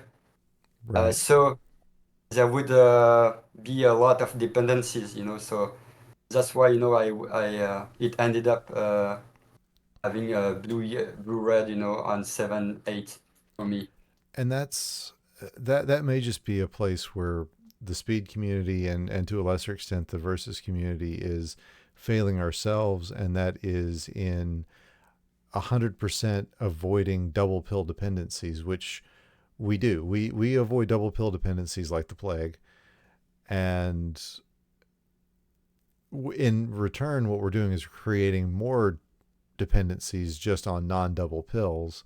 But like you said, that's going to require to optimal play is going to require three new pills, whereas Yeah, forcing the double yellow means you wait for the double yellow, you ignore it until then, and then you wait for a yellow blue after, and that's a very likely pill. So I will all have to right. think And about this. yeah, and even in this scenario, you know that you are building a kind of rooftop, on 7 and 8. Mm-hmm. Of So every garbage drop coming, on 7 and 8, uh, wouldn't affect your board that much, So course, I make this play, and immediately everything's going to drop on six. So what are you going to do? yeah, so here the only risk you could have is having a garbage drop on 6, and Mm-hmm. it would ruin everything. Yep, and that's exactly what But would happen if I were playing this play. But it doesn't happen to you. Yeah, but I just it was just luck, you know. Yeah, it could have been worse.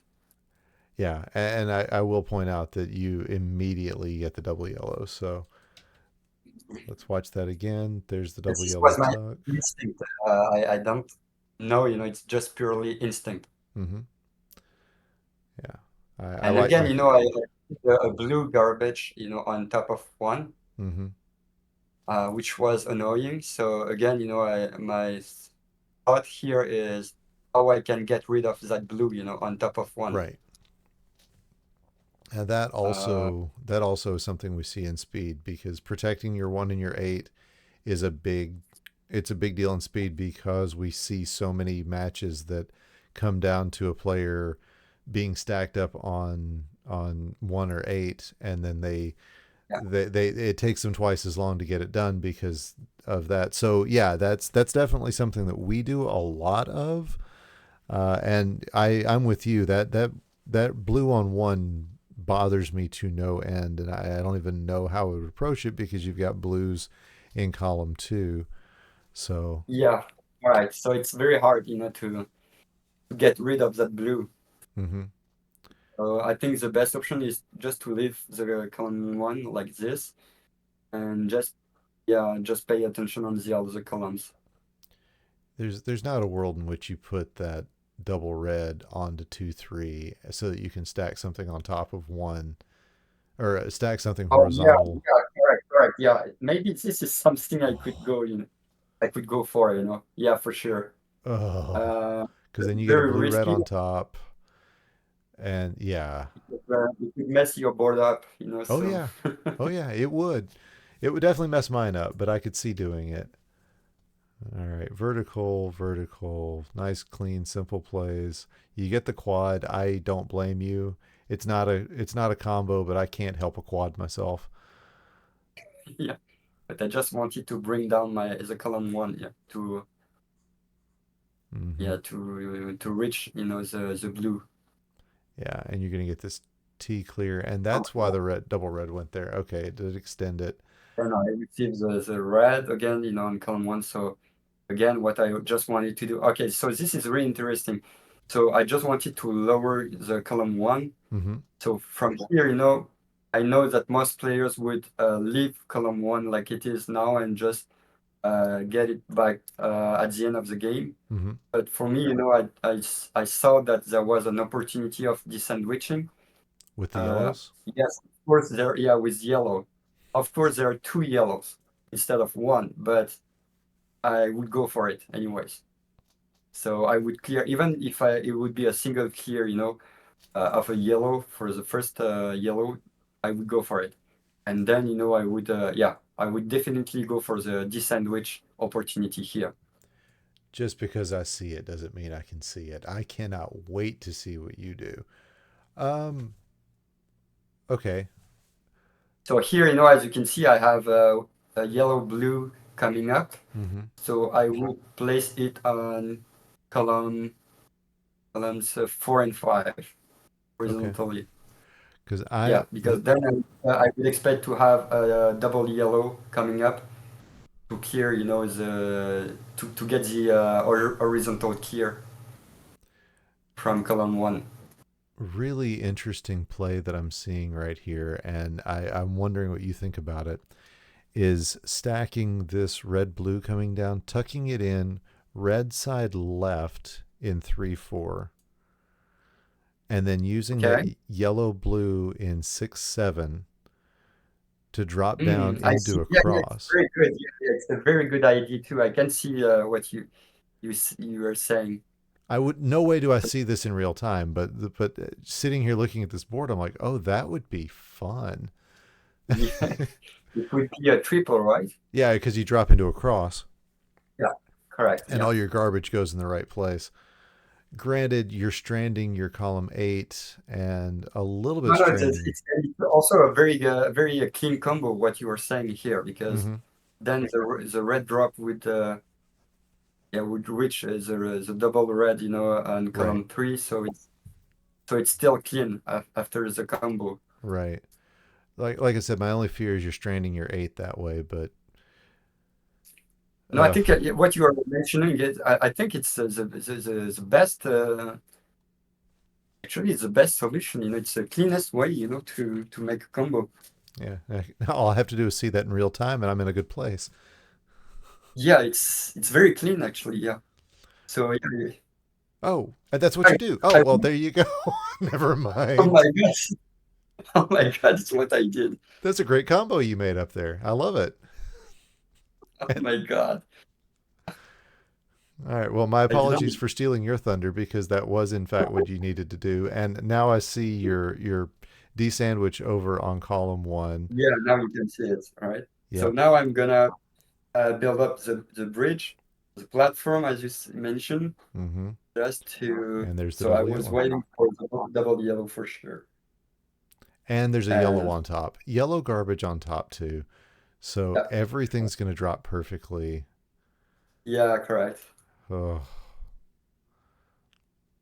And now the double.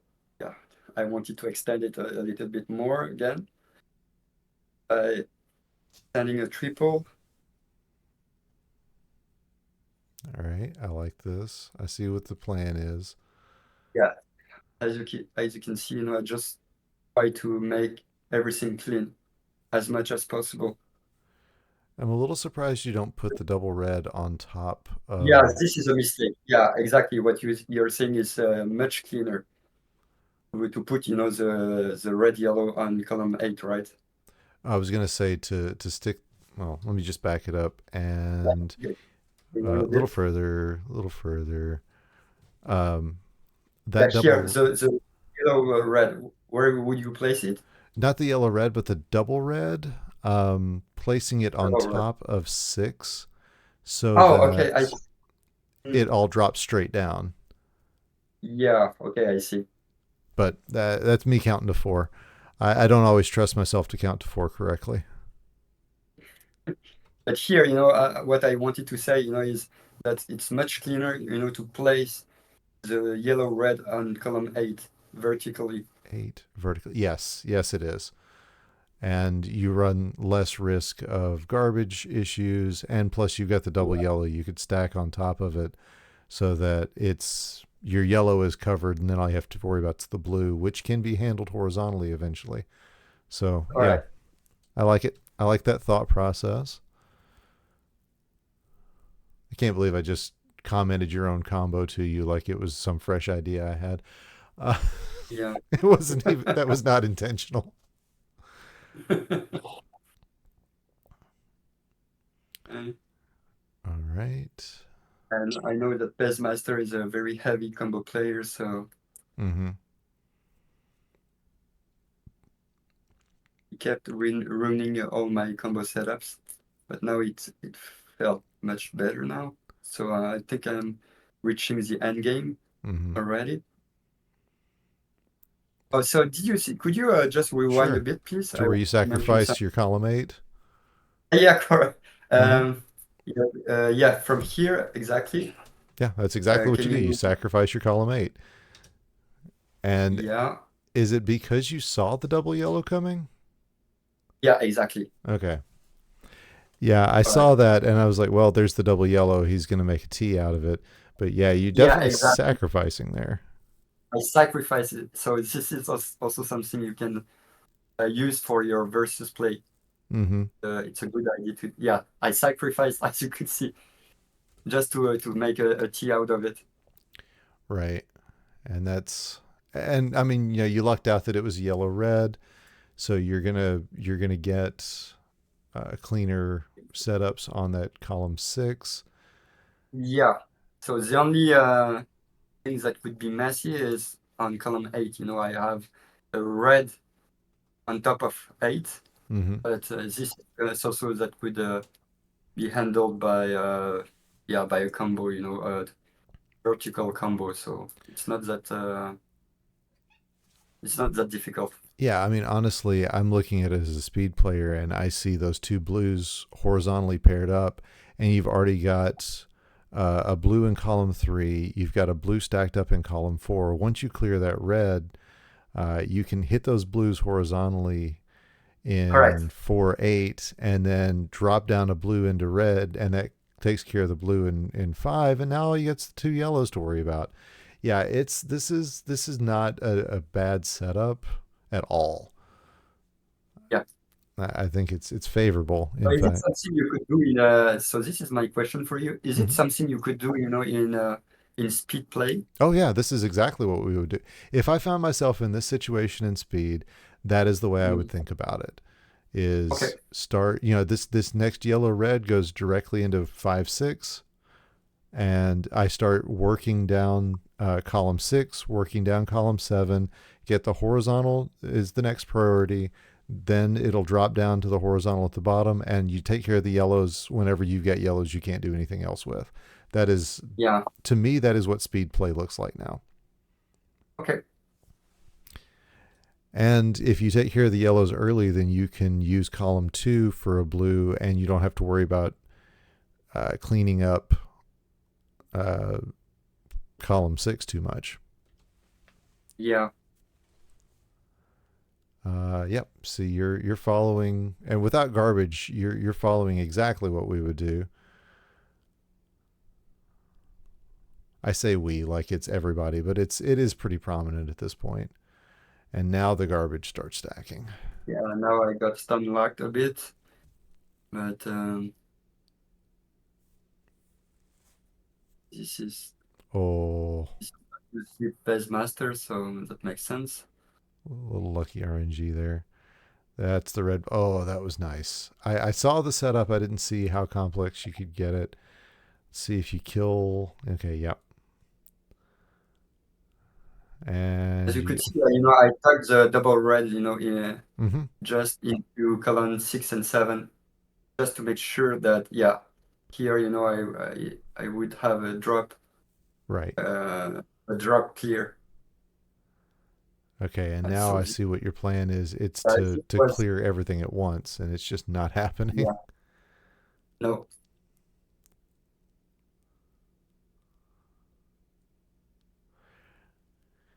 And this to me is where the game gets to be its most complicated, is when you've got setups on setups, and the versus game in particular, those setups get more and more complicated, and you don't remember what's the best part, what's going to work out. That the fact that you can keep all of that in your mind is impressive to thank a you. player like me. Yeah, I would say this is, I could make the parallel with chess. It's Oh yeah. like when you make a lot of calculation on chess. And So, that is a comparison I generally make, is with chess, and it's not even about making calculations. It's about the fact that players in our game, they don't memorize patterns, they recognize patterns. You right. go, oh, I've seen this pattern before, this is how I attack that, because you've done it so many times before. And that's the way chess players, the chess players don't memorize board patterns. They don't memorize boards, they memorize this pattern. I've seen this played this way, so if I play this way, when that happens, then this is going to work well. They're very similar games in how your brain processes things.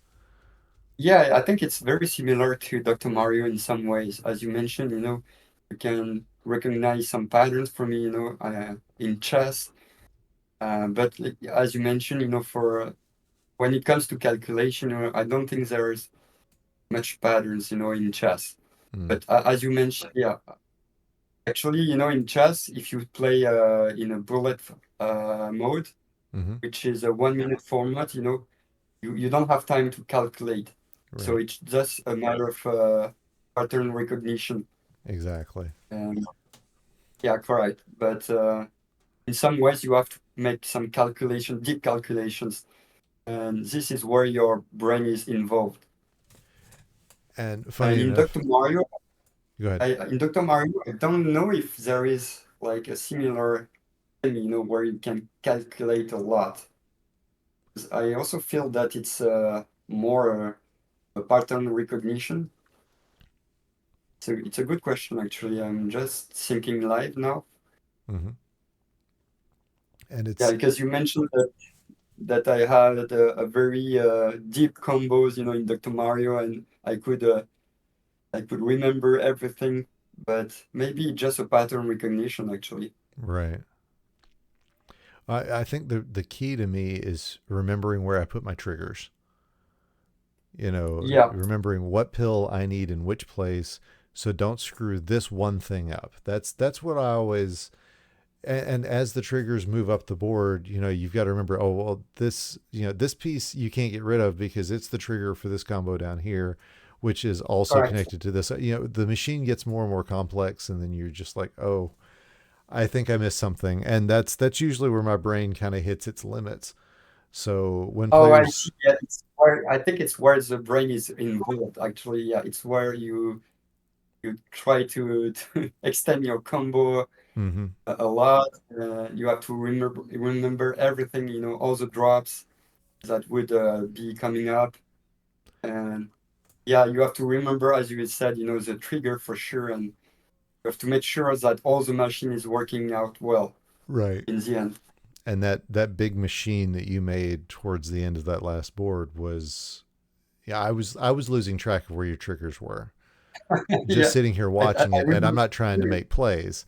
So it's that is something that can get really really hard to see. And it is funny that we were talking about chess while you were playing Pezmaster, because he is probably one of the best chess players in the group. Uh, You were about to say a chess master, and yeah, I don't know what his ranking is, but he's very good. We talked about it, and he's 1600 elo it's about twice in mine. rapid, which is very good for believe me, 1600, is very, very high. Yeah, So I yeah, play I play I Blitz can't and I wait. can't get much above 800. So Yeah, so I can't wait to play against him in chess.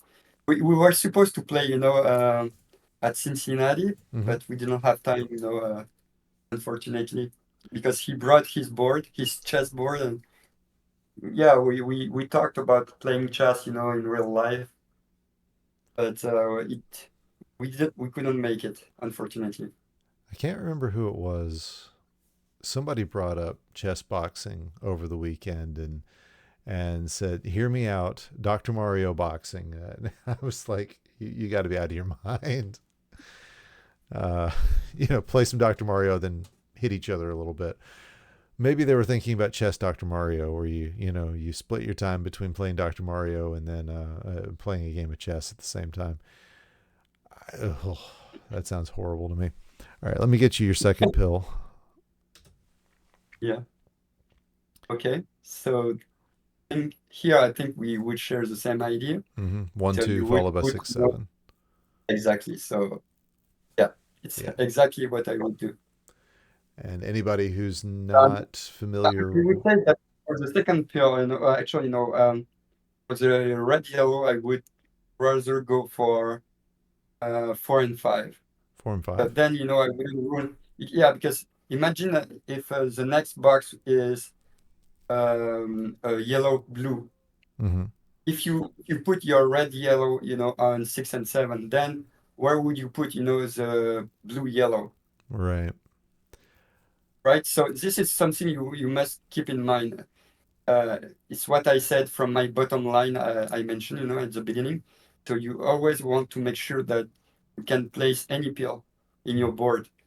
So if you place your red yellow on 6 and 7, where would you place, potential yellow blue coming up? I mean, Okay. I'd probably So put it on 7, 8, 8, trusting there's a double blue coming, but that's just instinct. yeah, but you wouldn't, even if you put it, on 7 and 8, it wouldn't end up having a combo, out of it. Well, that's what I'm saying. I would So trust the double blue to show up. yeah, yeah, for sure, for sure. But that's why, this is the reason why I would rather go for 4 and 5 instead with That's fair. red yellow. Yeah, That's fair. All right. Well, let's see what we've got. As that's you go fine. directly into 6 and 7. Yeah. I'm And sorry. no, no worries about that. And I'll tell you the only reason for that is because it's a double red in 5. That's Mm, my fear about going for that is the okay. knowledge that if I put it there, yeah, again I'm killing another combo. Yeah, for sure. And it's interesting you've got Rod on the other side who we haven't even talked about. I mean, Rodzilla won a very strong Milwaukee tournament. And I it's an interesting setup that he's got there because he doesn't do the immediate double play, but he does plan for the reds. Mm, But it triggers one pill after yours, so you've got the opportunity to block him. And I don't know if your garbage will or not. yeah. So that's why, the first blood is very important in Mm-hmm. early game. Mm-hmm. Very important. Yeah, and I like that you just have been doing a lot of plays here to just get your board knocked down quickly. Oh, charity clear. That was oh, and a cross. Oh, I didn't go for the cross. Oh, I wanted to extend. Oh my God, I was a bit greedy here. you were a lot greedy there. That was a Yeah, that was dangerous was good, extension. that good. Yeah, Oh, I don't think it was worth it. it was not worth it. I'll tell you right now. That was that was terrifying. Right. It paid off, but yeah, it was not Yeah. worth it. Oh man. Give me a heart attack. Oh yeah, and you're not able to get that No, uh, red yellow over. but yeah.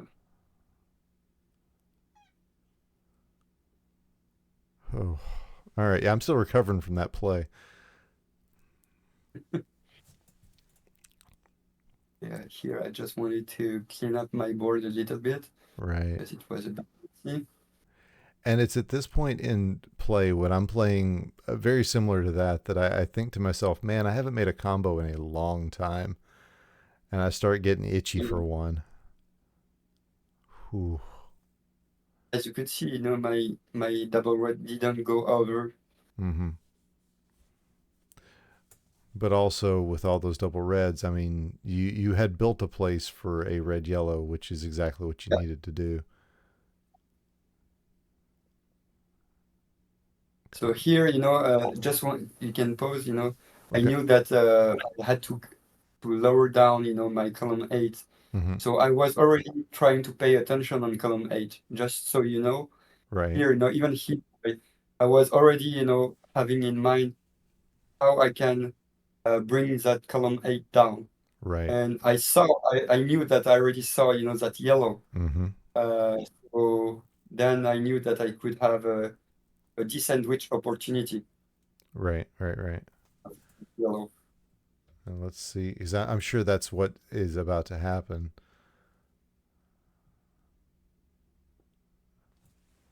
Yeah. Okay. And there's, So I mean, the yellow just shows up for you. yeah. Beautiful. Now my board is getting even again. Yeah. Until Rod decides to stack you up again. Yeah. But he's just giving me some more opportunities for doing combos. Oop. I did not mean to pause that. All right. Yeah. He gave himself that combo. So that's rough. All right. Oh, as you Let's, could see, I wanted to extend it again. but this Look is at making this. sense.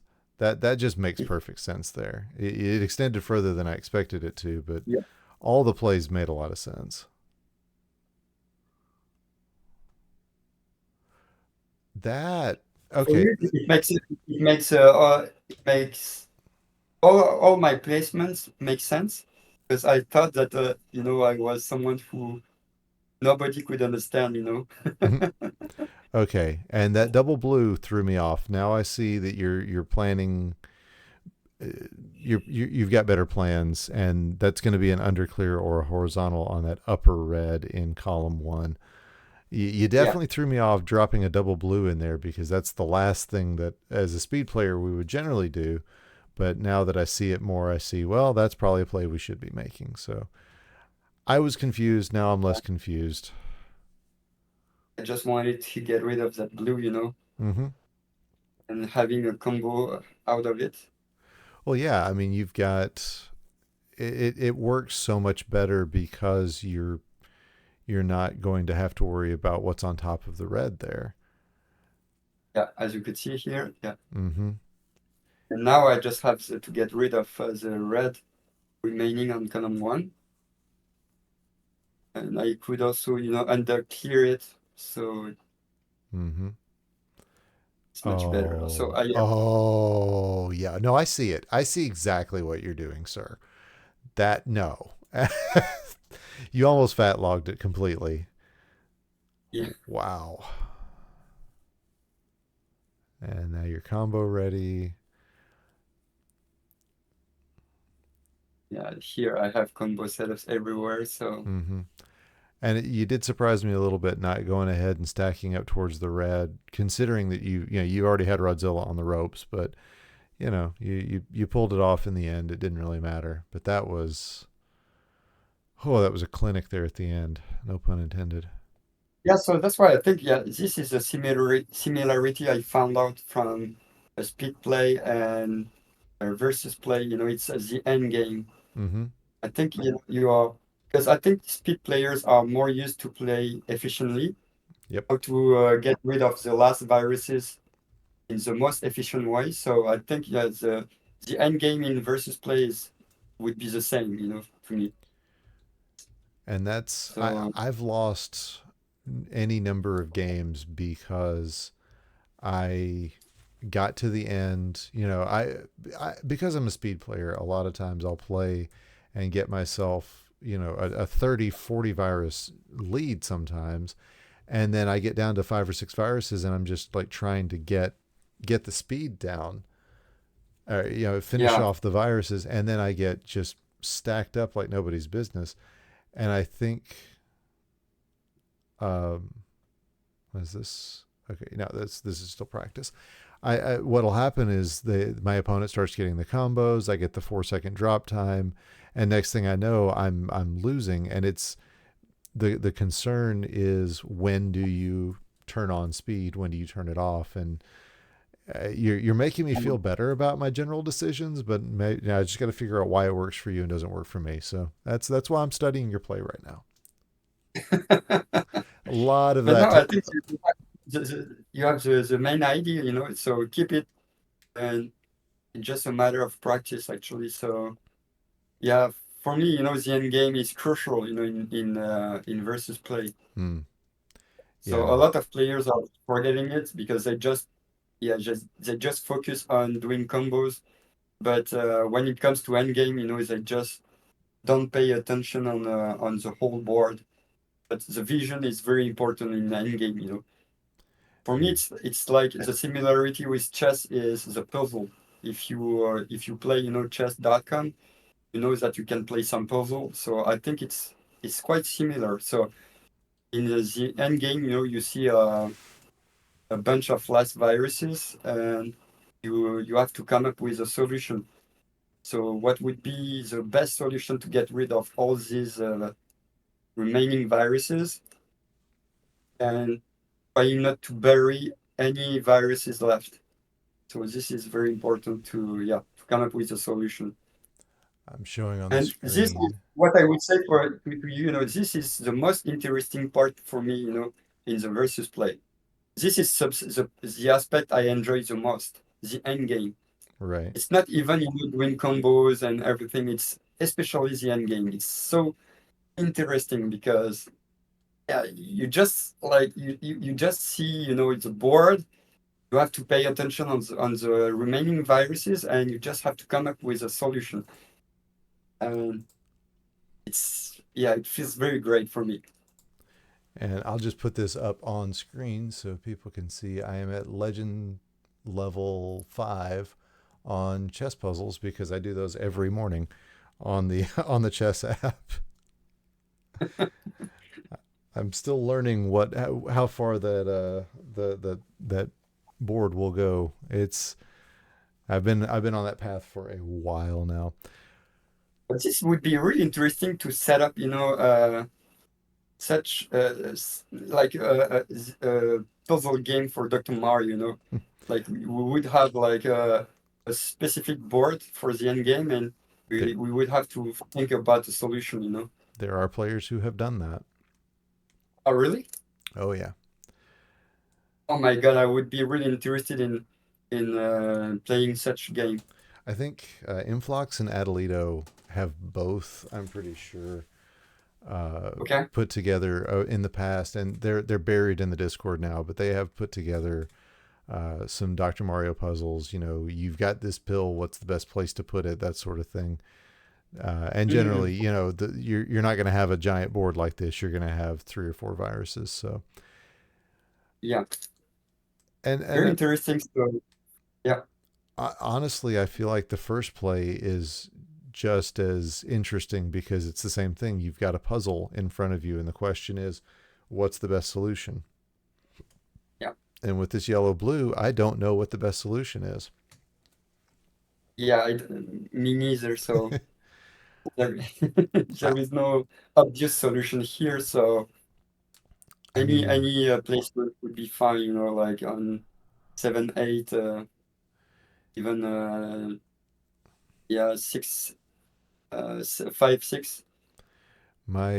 Yeah, my initial reaction had to do with 1 2, but that's not really a good option as well. I'm wondering if maybe just vertically on 7 is the best play so that you can use it for, you know, if the next blue you get's a blue red, then you've got the option to stack down onto a red. If it's the next one's another yellow blue, then you can drop down a combo. And I mean, there's just no blue, so oof, it's not good. yeah. I think your solution is also good because you could also build a fat log, but it would imply, having blue on 5, 8, 6, 7. Yeah, And you could it's also rough. have a fat log, but it would require more additional pills. Well, your opponent in this match is saying in chat that he agrees with vertical 7, so now I'm curious what either one of you is about to do. And let's see. I will say DSS is one of the players that I learned most of my versus theory from, and it was doing this show with him. Yeah. His thought processes definitely colored a lot of my own when it comes to versus play. And let's see. Yeah, shout out to DSS because he's one of the player I love the most from his personality. He's, he's he has such a great personality to me. And So I really love his personality. oh yeah, He's like everybody loves Dave, as well you should. And I am feeling so much better about my instincts by the fact that both of you go straight to 1 2. I feel so much better yes. now.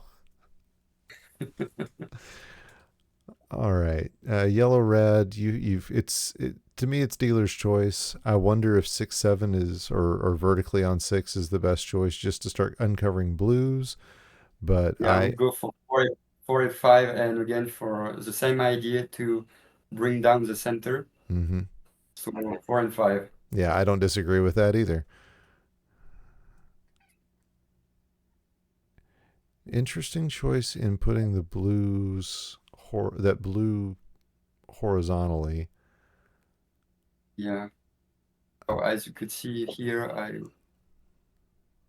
oh, interesting. I didn't go for the blue. Okay. You're building a lot of crazy plays here. It's just not an optimal board, No, like, at all.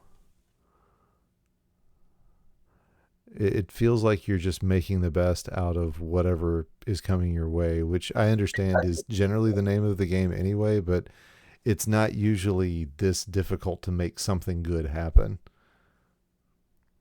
yeah. To this point, this has been a horrendous set of Here, as you plays. could see, now I'm doing a lot of single clears against him Ooh, just because I wanted to get my board cleaner. right. And Yeah, I just wanted to get out of the danger zone. Mm-hmm. Mm-hmm. You listen to a lot of commentary, don't you? You're using a lot of terms that we use in the comms. Yeah, okay. I'm assuming you watch your matches back quite a bit, so that would make sense. Sure. Yeah, for sure. Yeah, Because First Blood is definitely something Betty coined. And oh, that was, I'm I sure, a had a misdrop misdraw. into. Yeah, but First Blood is also used in many other games, Mm-hmm. such as StarCraft, for Right, example. right, right. But the use of it in Dr. Mario, I never heard anybody use it until I heard Betty, and I was like, okay, yeah, that makes sense. Using it in this context as well. So,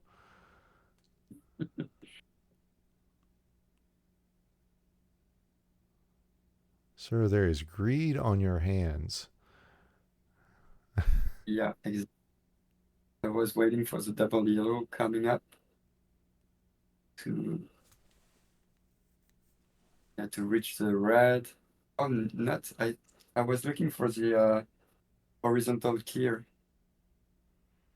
Okay, now There we you go. Oh, sir, that is a great amount of greed on your hands. yeah, and that's why I got punished by Flindo.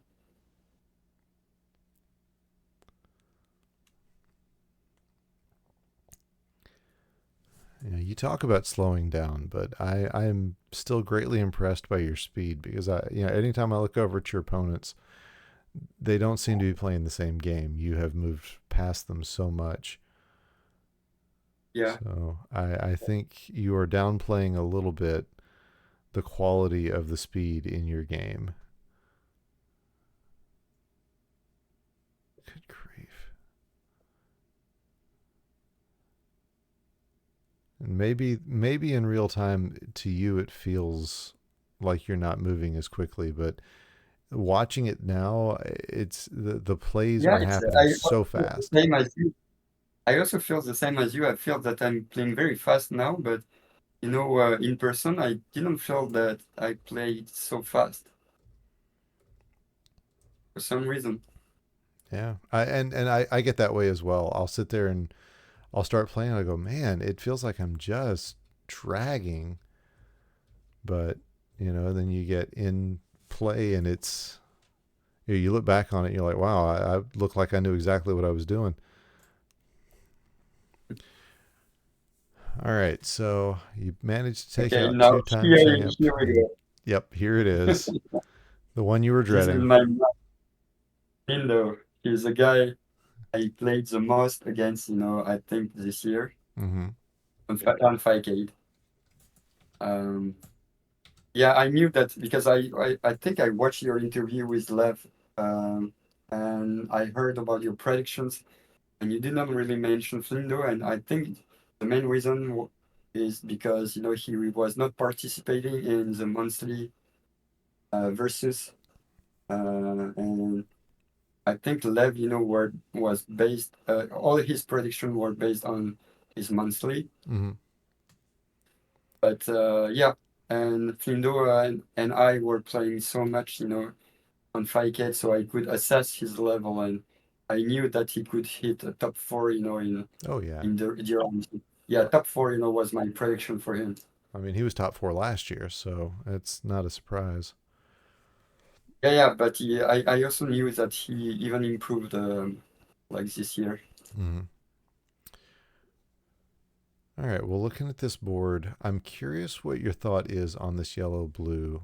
My initial reaction was to go 7-8, just because, again, speed, protect your eights, protect your ones. But the more I look at it, the more I think that potentially 4-5 is the right choice because there's a double. Right, because you would get the first blood Right. much quicker. Because on 7 and 8, it would require two additional blue and Right. yellow. Right. Right. Right. And yeah, and again, as I mentioned at the beginning, it's a good practice is to bring down your center. So Right. Right. Right. So, like I said, initial reaction versus And yeah, Yeah, I mean, it just comes immediately. correct. All right. You had to think about that one. That was an interesting need there, but oh wow, dropping into that blue, I don't even think I saw that. So very very much in the way of Yeah. kudos there. As you could see, I was hesitating a bit with double red. I Hmm. didn't know where to place it. Yeah, and I like the tapping over as far as you can while you can, Yeah. making those quick plays to columns 1 and 8 while it's still available to you. Because As you could see, my board was really clean oh now, yeah, and I could see in Flindo's board, it was much yep. much messier than mine, and oh my God, I didn't even know how he could make the comeback. Yeah, at this point, you definitely okay. Well, up until the stun lock, you had definitely started playing your game. That is for sure. You know where you were, and Oh my God, oh, where that's a it painful. was Mm. really painful now. Yeah, I So think I now I see. just want, and he kept, sending trash on top of column 3. Yep. So I wanted to get rid of that column 3. Yeah, I made a misdrop again. And now I knew that I was going to die. You're so dramatic. Yeah, for sure. Yeah, but I It mean, was the loudest from Dr. Mario I've ever heard from him. yeah, He beat me, he was screaming so loudly. I can still remember. yeah. I mean, it was a big deal for him, and it Yeah, he wanted it so much actually because I think it was because of his seeding. He right. he had to win against me, to get a better seed, and that's what happened. And honestly, and I say this with all due respect to you, uh, watching you lose once is good for the community. And I'll tell you why. It's because we've been through times where there are players who seemed invincible and they just never lose. We went through that in speed the first year. It was Packy and Dimwit, Packy and Dimwit, Packy and Dimwit. Sometimes somebody else would be the runner up, but nobody until I think March of 2021 had ever won a tournament besides those two. And seeing anybody else beat them told the rest of the community, hey, it's possible. So, with you coming back and still managing to pull off the win, seeing somebody else able to find a way to win against you is actually good for the community. Yeah, I And think so. but what that says is a lot about how much the rest of us respect you and how much we feel that winning against you at all is such a challenge to anyone. So Oh yeah, yeah. So again, I don't feel offended. yeah, yeah, So yeah. It so says no a lot worries of. about it. I totally understand. So it makes sense. Hmm. And it was the same for me for EB Matter. At first, when I first met him, I thought he was an AI. And then Yeah. when I start beating him, yeah, then I figured that yeah, I found out that he was human. So yeah, so it's good. Same thing for Swan. Oh yeah. Back to 2023. I always thought he was an AI, and Yeah. Yeah. Yeah. and finally then I started to beat him. So then I was like, okay, it's possible to beat him. I played Swung on the Switch one time, and then I stopped playing on the Switch for a long time after that. Yeah, but you know what? The guy who impressed me the most is Paki. Yeah. The first time I met him, I was so impressed, and I was so scared, and I thought he was invincible. Mm-hmm. Yeah, I think it's mostly because of his mindset. he's spreading his competitive mindset and vibe, and I was intimidated a lot when I first met him, especially during breakfast. I still remember, he was staring at me, just before our matchup, and I was like, "Oh my God, I'm not gonna make it." Before I knew Packy And very well myself, I remember Dave and I were in a hotel. We'd come down for breakfast, and Packy was like a couple of tables over. And yeah, I remember sitting there going, "Oh my gosh, it's him," you know. yeah, And I mean, he's the biggest teddy bear. He's the sweetest guy. You can't help but love him once you get to know him. But yeah, he's intimidating. oh yeah, for sure. When you get to know him, but at first, when you don't know him, it's I felt very intimidated by him. Yep. Uh, Oh, let me get you your next pill up. uh, Yeah, okay, so the double yellow. yeah, double yellow followed by double blue. Mm. So So there's this I go on columns columns 4 and 5. right. I agree. And that is an adage I learned from Dave Smith, and that is you almost never want to stack a double pill vertically the first thing. He will never do that if he can help it. And I like the idea of it, and I also like putting the double blue into 2-3 for the same reason. But it's tough. The staircases make it very difficult to figure out where to put stuff. Yeah, but the main reason why I would put, this double yellow on 3 and 4 is because I know that the double Three blue and four, coming up would be on column 3, and and then then I would mm, have a blue yellow setup, blue yellow combo setup. mm-hmm. So as I mentioned, the first blood is very important in versus. Yep. So yeah, it's the first combo I can see. It's the blue yellow. Wow. All But yeah, right. I did not right. No, Oh my and God. Okay. and as Okay. it is, you pull off some very quick plays again.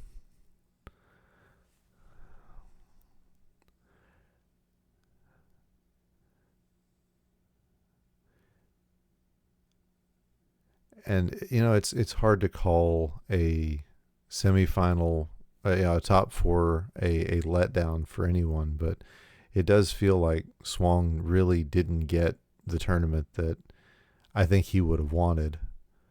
And ooh, there you are giving it to him right there. Yeah.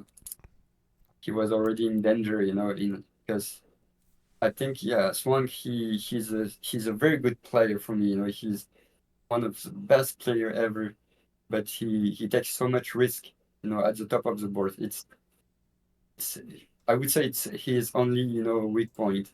Hmm. All right, I don't think The same for Hibimado, actually.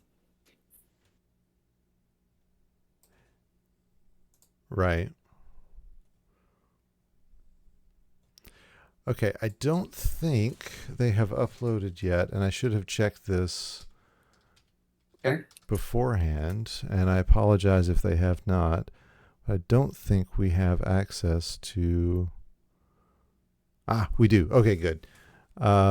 I was afraid we didn't have access to the second half of the tournament, but we do, and now we have to wait for ads. But how far did you get pushed to? Was it the top 16 immediately? I think so. Okay. Do you Yeah, top remember? 16. Do you Oh remember no, what top color you were? no, top 32. Okay. Do you remember what color group you were in? I should have looked this up. I'm No, I sorry. don't. I don't, unfortunately. Okay, that's fine. I know that there was Carmen in Flux. Who else? Also Rob Burrito Okay. and Well, Kidazzle. Kidazzle, I think so. all right. Well, while we're watching Betty and Neospeedo, I will pull that up and I will just see where you were because I've still got all the spreadsheets. So let's see. No, those are the pools. That's the top 8. Here's the bracket. Okay. Snipe is in the red bracket. So Dr. DRX. Okay, this is. Yep. Okay, so you're in the first group. That makes it Yeah, yeah, very easy. yeah. So it's as you could see, I'm in top 32. So Yes. it's what I'm top 32, and then I would be top 16, and then top 8. So let's go ahead and move straight to that action. Oh, no, there you are. Garmin, yeah. So Carmen has definitely become one of the stars of the technical discussion group here in the Yeah, I last. know. He reminds me of DM Wheat a lot about Yeah, it. yeah, definitely. And also exact same DM Hero. That whole crowd is. Right, right. They Yeah. just they know things about the coding in this game that I can't even begin to pretend to understand. But all right, let's move it along. Let's get you started. And we got about 20 minutes. If you want, we can skip ahead, but we can watch through at least a game on every match or something. If there's something in Yeah, particular we you can do that, remember. yes. Not really from my game against Carmen, but yeah, you can just play it, and then if I see something, I can just let you know. Yeah, we'll watch at least one crown of the early Yeah, we matches, can and also then watch one crowd. yeah, and man, you don't slow down. Oh yeah, Oh, that was can I, gross. yeah, yeah. Could you rewind it about the tea I made? Yes, yes, I can. Mhm. It's there, Yeah. and So oh, this is something I wanted to yes, because this is something I learned from Ibimato's play. To be fair. So as you could see, there is a red, mm-hmm. and then you don't see anything anywhere else to place your double reds. So I think, yeah, the best way to place your red now is to create your T. Yeah, So this is yeah, a tactic I learned from Ibimato. that's a shape that I'm not familiar with, and again, like a lot of the things that we've talked about today, I feel like I'm going to start adding some of these to my own repertoire because that's and those are going And to be I, helpful in speed. Those are helpful speed plays as well. So it's definitely. Oh man, and this is the yeah, the downside of having only 3 hours to talk. We miss so much in these longer tournaments. yeah, yeah.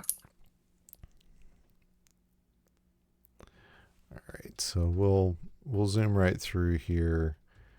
Looks like 2 top outs, and there's the third. So you'll be taking on the winner of K Tizzle Rob Burrito, and I had not met K Tizzle. I'd seen her play in Speed. She's a silver player in Speed, and Mm.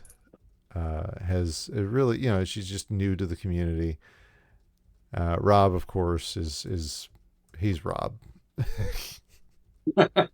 Yes. You can't help but love him, and I don't know if you knew this. He came to his first tournament and he wanted to be a heel. He wanted to be, the bad guy, and he just couldn't do it because everybody was too nice to him. I didn't even know about it. Okay. Yeah, that's I He interviewed wanted to him. be. I think he was my second interview last year, and yeah, that's what he was saying. I was like, you got to be kidding me, man. So he wanted to be seen as a bad guy? Oh yeah, oh yeah. He wanted to be kind of the villain, the mysterious bad guy of the group, and it did not work out for him at all. Everybody loves him. Very funny. All right.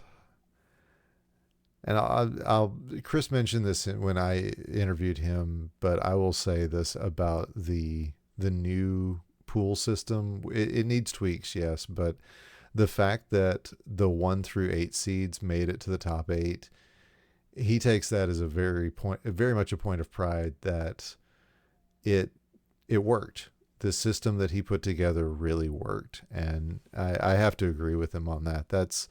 It's impressive to see something like that happen. Yeah, it makes it a little more boring when things go to chalk, but I, Yeah, it means that we're getting it right, and he's so focused on getting it right that I really appreciate that of him. As the 1 and 16 seed face off exactly as they should per the chalk. Oh, yeah, and great. shout out to him for me, because he's one of the guy I love the most from the community because he has a sweetest heart, Mm-hmm. the sweetest heart. He's so kind, inside. So I remember, meeting him my first time. I had some like not stereotypes, but I was looking at his shape and I was a bit intimidated. But then I when I got to know him a bit better, I knew that he was so kind. He has such a great heart. So yeah. Yep, definitely. All right, there you are, giving Rob his first top out, and we'll zip right along here. And actually, he had you blocked up on 8, which is not something we've seen happen, but then you did manage to get it knocked down. Yeah, And he forces you into your first all clear of the day. First all clear of the tournament, I think. I think So so. Yeah, that's. I, I always feel like when we see all clears that it's the players. It says something about the quality of the players who are in the match that it took an all clear to get you there. yeah. All right. So let's All bring it right. up So to then Luke. I don't think I faced Luke uh, immediately right after Rob. I think it was someone else before. I can check, but I don't think so Was it Luke? because you would have ended up. Oh, okay. So it was Luke. Oh, okay. Yeah. Yeah, Luke was Okay. your top 8 match. So Oh, yeah. Okay. It was top eight. So I misunderstood. So I was top 16 at first. right, right, right. So Okay.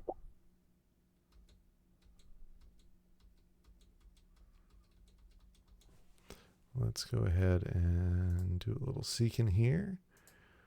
So you got Luke. So we were into the quarterfinals. Right. Okay. Okay, yeah, you guys are just practicing.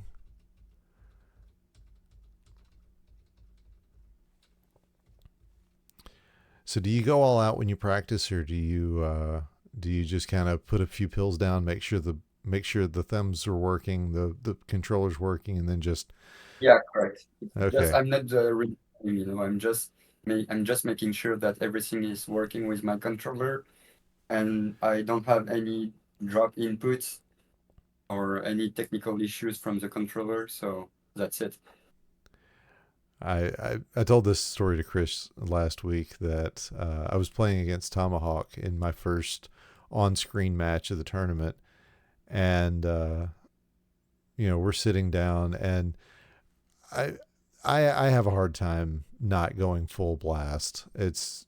I don't always do it, but I do sometimes just feel like I have to, especially if I feel like my opponent is. And at one point, oh man, that combo. At one point, I top out Tomahawk and I look over and he goes, "Yeah, I always wanted to do that." He had filled up his entire board with pills and he just wanted to try to get it that way in practice. And I was just like, Oh, okay. really? Okay. Yeah, yeah, he was just goofing around and trying to like completely fill his board. And he did. He pulled it off. It was kind of funny that that's what he ended up doing during our practice session. Okay. That's somebody whose personality just, He's a big personality. I like him a lot. Really?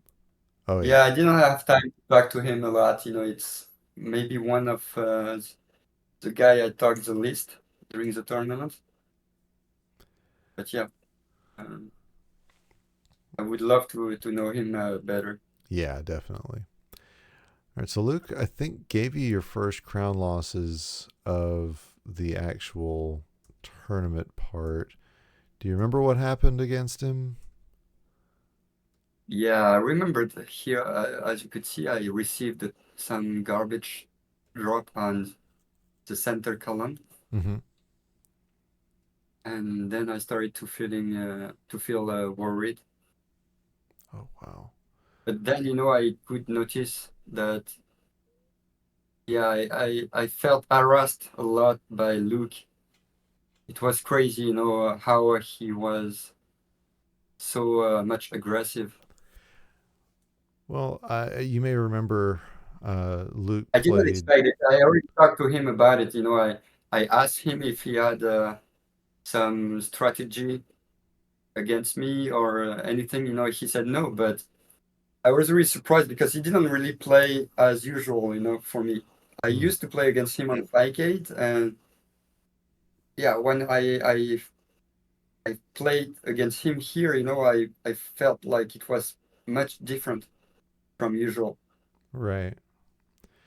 Yeah. And I really thought he came up with a strat or something, as man, his play was so aggressive, I felt like I couldn't breathe at all for the whole game. Well, you might recall he was in that famous match last year against Leviticus where they got up into the 70s in speed. Yeah. He's got a very unique play style that I don't know what he's going for half the time, and I don't know that he knows what he's going for half the time. But it does feel like he's not thinking the same things the rest of us are. Yeah. I'm gonna have to get him on and find out what's going on in that brain of his. That's just the way things are. I'm gonna have to get him on the I channel. think it's also he's young and Mm-hmm. he has a lot of potential to grow. And yeah, I think he deserves this win, against me. He's such a great player. He has so much potential for me. Well, I'll tell you, when I was talking to him about that match last year, and at one point he's like, "Yeah, I just wanted to see how high I could get it. Once we hit a certain point, I knew I wasn't going to win the match, so I just wanted to see how high I could get the board, so we could have we could have fun with it." Basically, he was doing it for the memes. Okay.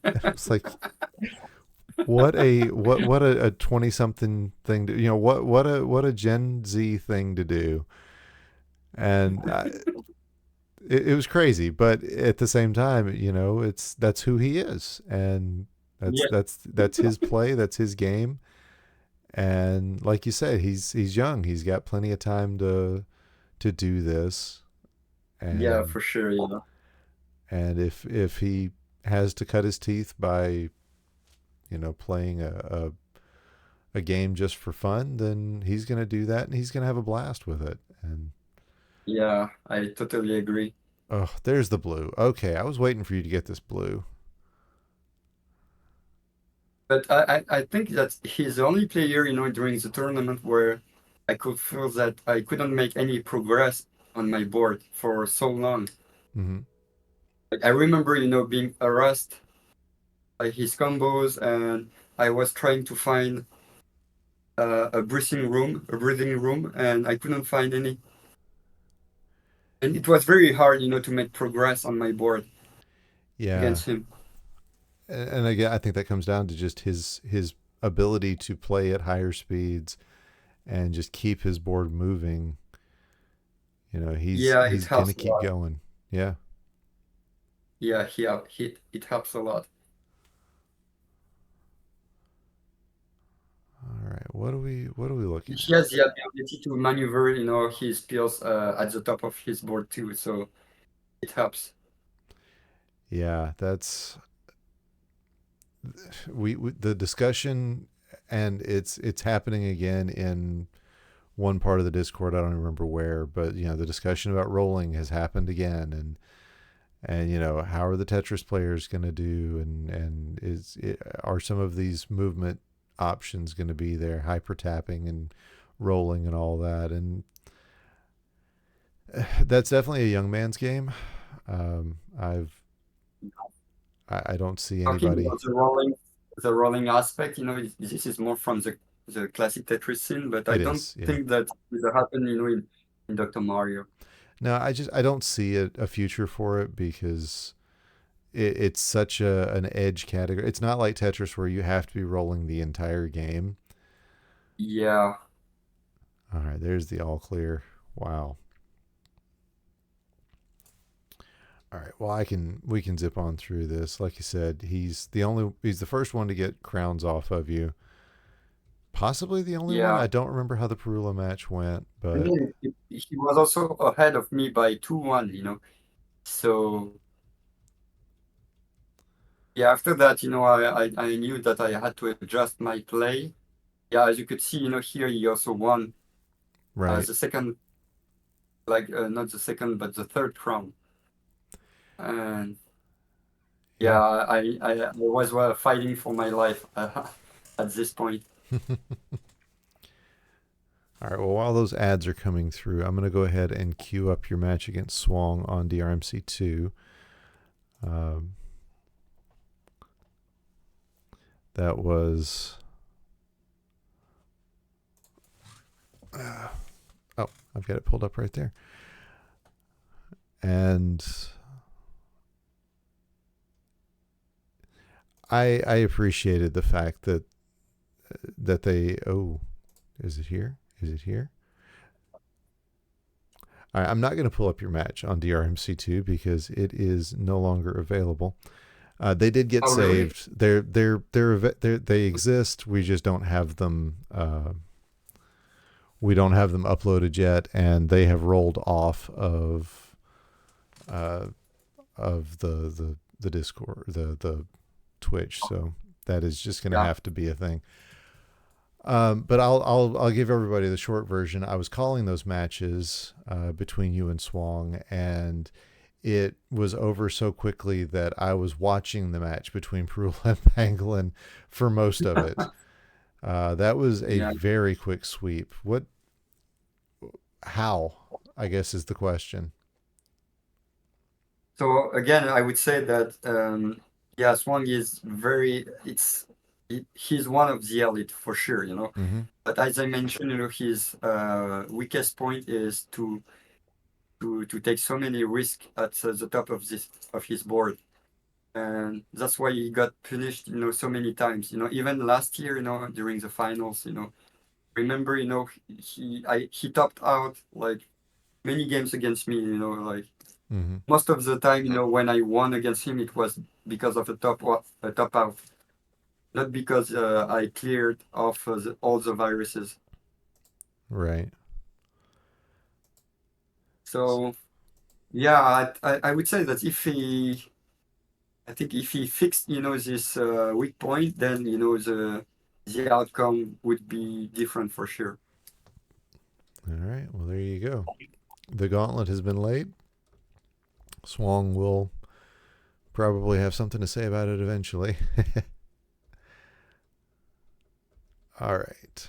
So your matchup against Perula, not the matchup that I think anybody called for. Um, we're running short on time, but I'll ask now. What's going through Yeah. your mind here? You're at your second finals in 2 years. You've already settled the score as far as I know, and I think as far as your brain is going. You've won a live tournament. It's clear that you're the front runner. What are you playing for? What is in your mind? How do you feel about your opponent? How do you feel about where you are right now? And so at this point, all all what I thought about was Paki's words. he always taught me to think about one match at a time, Hmm. and it's what I thought actually. I didn't even think about winning the whole tournament. I was just paying attention on winning my game against Parola. That's it. And I didn't even think further about the final outcome. I was just thinking about one match at a time. Right. Had you played So Perula? I'm sure you've played her on Fightcade some. Had you played her yeah, a in lot, a person lot. at any point? Not in person, but yeah, on Fight for sure. I played her a lot, and yeah, I know that she's a very, very great player too. Mm-hmm. So yeah, I feel like we're not to the point yet where it's like chess players where you're making preparations for specific players, although I'm sure there are a couple out there who are trying to do things like that. But did you have preparations? Did you know what you wanted to do against Perula that you maybe wouldn't have done against Pangolin or against Swang if you'd faced them in the finals? yeah. I think I made a confusion before. I confused Parula and Pangolin because I talked about the cookies, but it was with Parula actually, not Oh, Pangolin. okay. Yeah, so I apologize, for that That's confusion. that's fine. Come Monday, she And would have set the record straight because she's my next guest. okay, so yeah, Parula was the player I faced on 5K just right before going in person in Cincinnati. So yeah, I remember she played so well, against me, and she could take a set of me. And I don't remember if she could even win, the two sets against me on 5K. Okay, I don't remember, but yeah, she played so aggressively, Hmm. on 5K, and that's why I asked her, for the key ingredient, and then Right. she said it was about the cookies. Cookies. Yep. But no cookies for you. Yeah, no cookies for you. So if you can come up with a T-shirt, with Yeah, that and sentence. and and I know exactly what it would be because a Perula and a Snipe are both birds. Oh dear. Yeah, the shirt makes itself. Yeah, I'll have to remember that for later. But okay, let's hit play and Yeah, I let's didn't have any preparation. Just to answer your question real quick, yes, I didn't have any preparation, but I knew that it was Perla, so I didn't have to take go easy, to go easy on her. So yeah, I just wanted to be aggressive sure. as much as possible in early games against her. Yeah, Yeah, and I mean, you're in the finals. That's going to be the case against anybody, I think. yeah. As you could see, I had a missed drop, Mm-hmm. in early games with yellow blue, but Yeah, then but I managed to adjust. and I really like that adjustment there. I'm not sure about that adjustment, but it's and I'll tell you one thing that I'm seeing on your play that I don't recall seeing a lot over the weekend is your use of tuck plays. Um, that is Oh yeah, I see. that's one of my hallmark Um, plays, so I always notice them more when they come, when they don't come, and you definitely tuck a lot more than most players uh, here on verses. yeah, for sure, yeah. Because again, as I said from the beginning, it's really important, to have a global vision of your board. Mm-hmm. So you have to pay attention on every viruses, on your board, even at the bottom, because especially, in mid game, most of players, just pay attention on the viruses, at the top of the board, but not at the bottom. It's really important to pay attention on what you have at the bottom of your board, and then see if you have some opportunities for tucking, some pills. And yeah, so this is also something I learned from Ibimado, having a global vision. So what I'm hearing is we need to get Hebe to start streaming more, so that the rest of us can learn. Yeah. Oh, Yeah. what do you have? What music is playing in your ears, or what sounds do you have going on in your head while you're playing? Actually, yeah, it's I'm following, a chess channel called Chess Bra on YouTube, and there was a guy, a player named Annan, and he just in every speed run he's making on his channel, he's playing the same playlist over and over, and I got used to it, so I just wanted to play the same playlist. So it's all about like electronics, techno, Right. or minimal. Oh, It's kind of style of music, yeah. that was so greedy. You had me scared for a minute that you were sitting there listening to a podcast while you were while you were playing and winning a world championship. I thought that's what you were going to say. Is you were listening to this person, talking about their games or something. I was like, how on earth? But okay, that makes much more sense. Actually, the main thing is that I just wanted to remain focused, and I did not want to get distracted by hearing the commentaries Hmm. or even the crowd, So yeah, I just wanted to remain focused and not being affected by all the sound around me. And Larva told me before our match that what she has playing in her ear is the Dr. Mario theme song on repeat. really? Yep, that is not the Yeah. game's song, but the DRMC's theme song. Oh, okay. I The see. one we play at the beginning of every tournament, and before Yeah. commentary and all that. Yeah. So everybody has his own playlist, Yeah, As long as you find something that gives you motivation, the mojo, to be better, at something, it's all good. yeah. I keep meaning to bring something, and I never do. Yeah. All right, you're definitely getting your money's worth out of this crown. But here I was just waiting for, yeah, exactly, the blue for the D sandwich. Right, And now my board got more flat, right. is what I planned. Yeah, and again, at this point, it feels a lot of times, with the exception of the garbage coming down, like a lot of the plays you're making are they're speed plays. They're the ones that are going to get you to the bottom of your board the fastest. Uh, Yeah.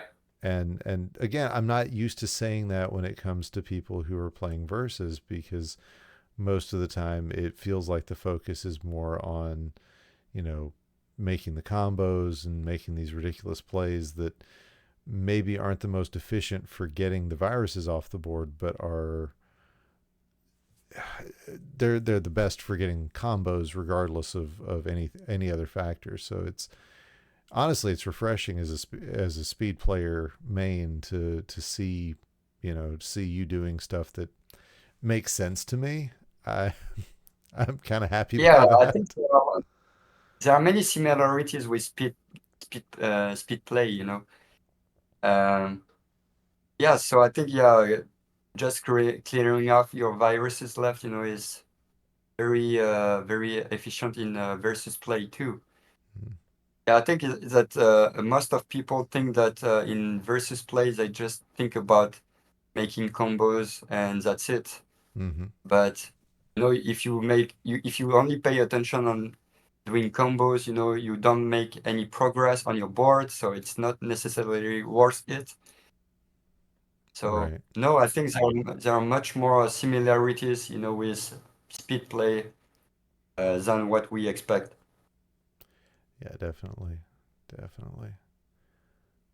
Ah, nasty Yeah, triple. because making progress is really important. And this is, for example, um, yeah, I would say that it's one of the weak point from Coop.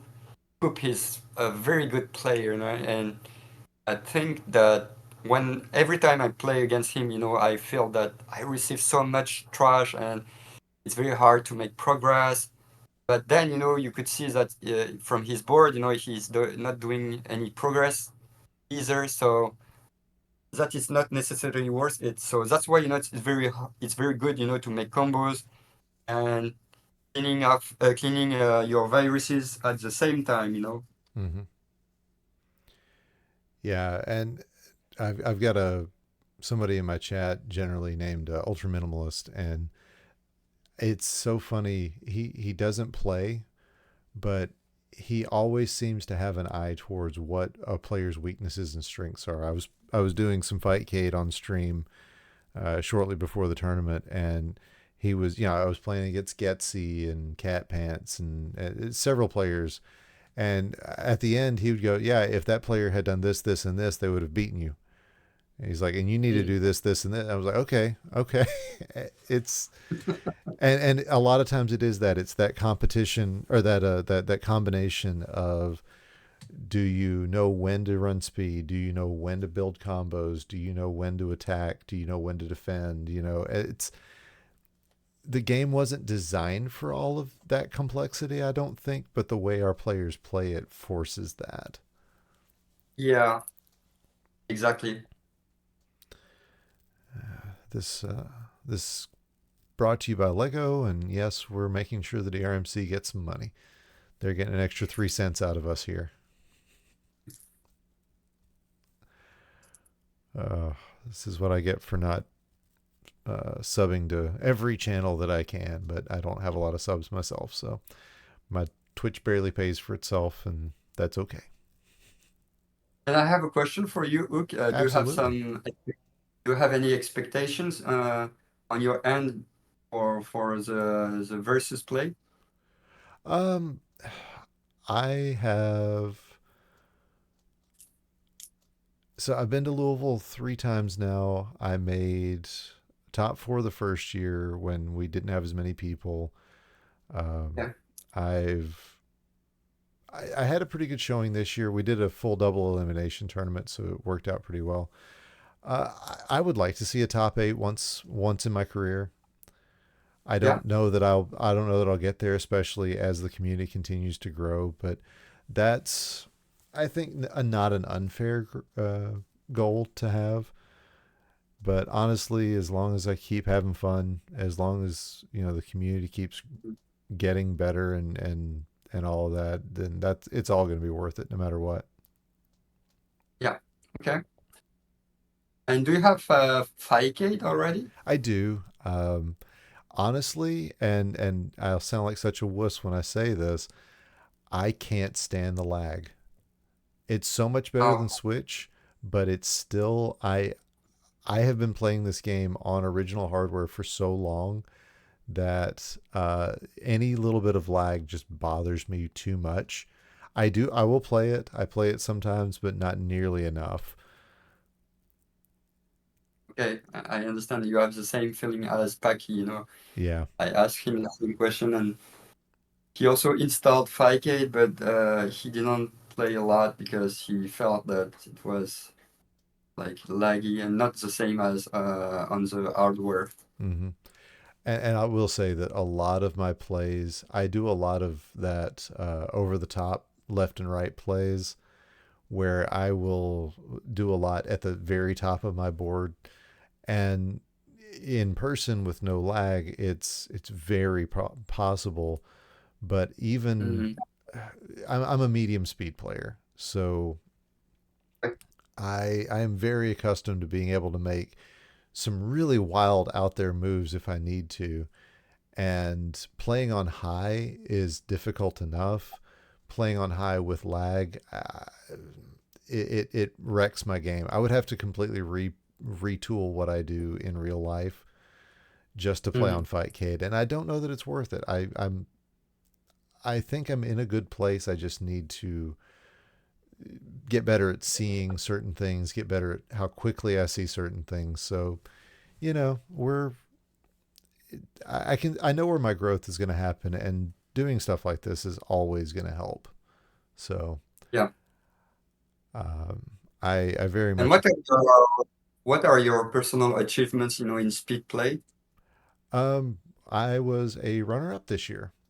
So that's Okay, never nice. happened before. Yeah, Congrats. yeah. And honestly, finding those combos and everything a little bit faster has been made for improvements in my own speed play. So Mm. it's been a good year. Okay, good. So what have been, the key ingredients for your improvement? Did you practice? Did you watch some plays for speed play? Oh, a lot of it's just getting lucky and finding the right opponents at the right time. No, it's Okay. I really do think that doing commentary with top players, sitting down and picking the brains of really good players Yeah. has had a lot to do with it. I spent, and this is always the advice when we get new players. We always tell them, if you want to get better at the game, you need to watch the best players at the game. And I spent so long doing that that got me up to the previous level. And then I think just asking all of these questions, sitting down with really good players has had a lot to do with that. So I encourage anybody to just do that. Ask as many questions as you can, because there's a lot of good players out there who want to help. Yeah, that makes sense. And with And I have a last question. Yeah, sure. from your experience, doing these interviews, did you notice any similarities, common point, between all the players? There are definitely things that some players will say that other players will repeat. You opened up by saying that one of the things you've tried to do is make sure that you weren't afraid of any bracket. When Yeah. Adelito, who is the all-time, I think I don't remember. I'd have to look it up. He's either number one or number two in wins, and is number one in win percentage and speed.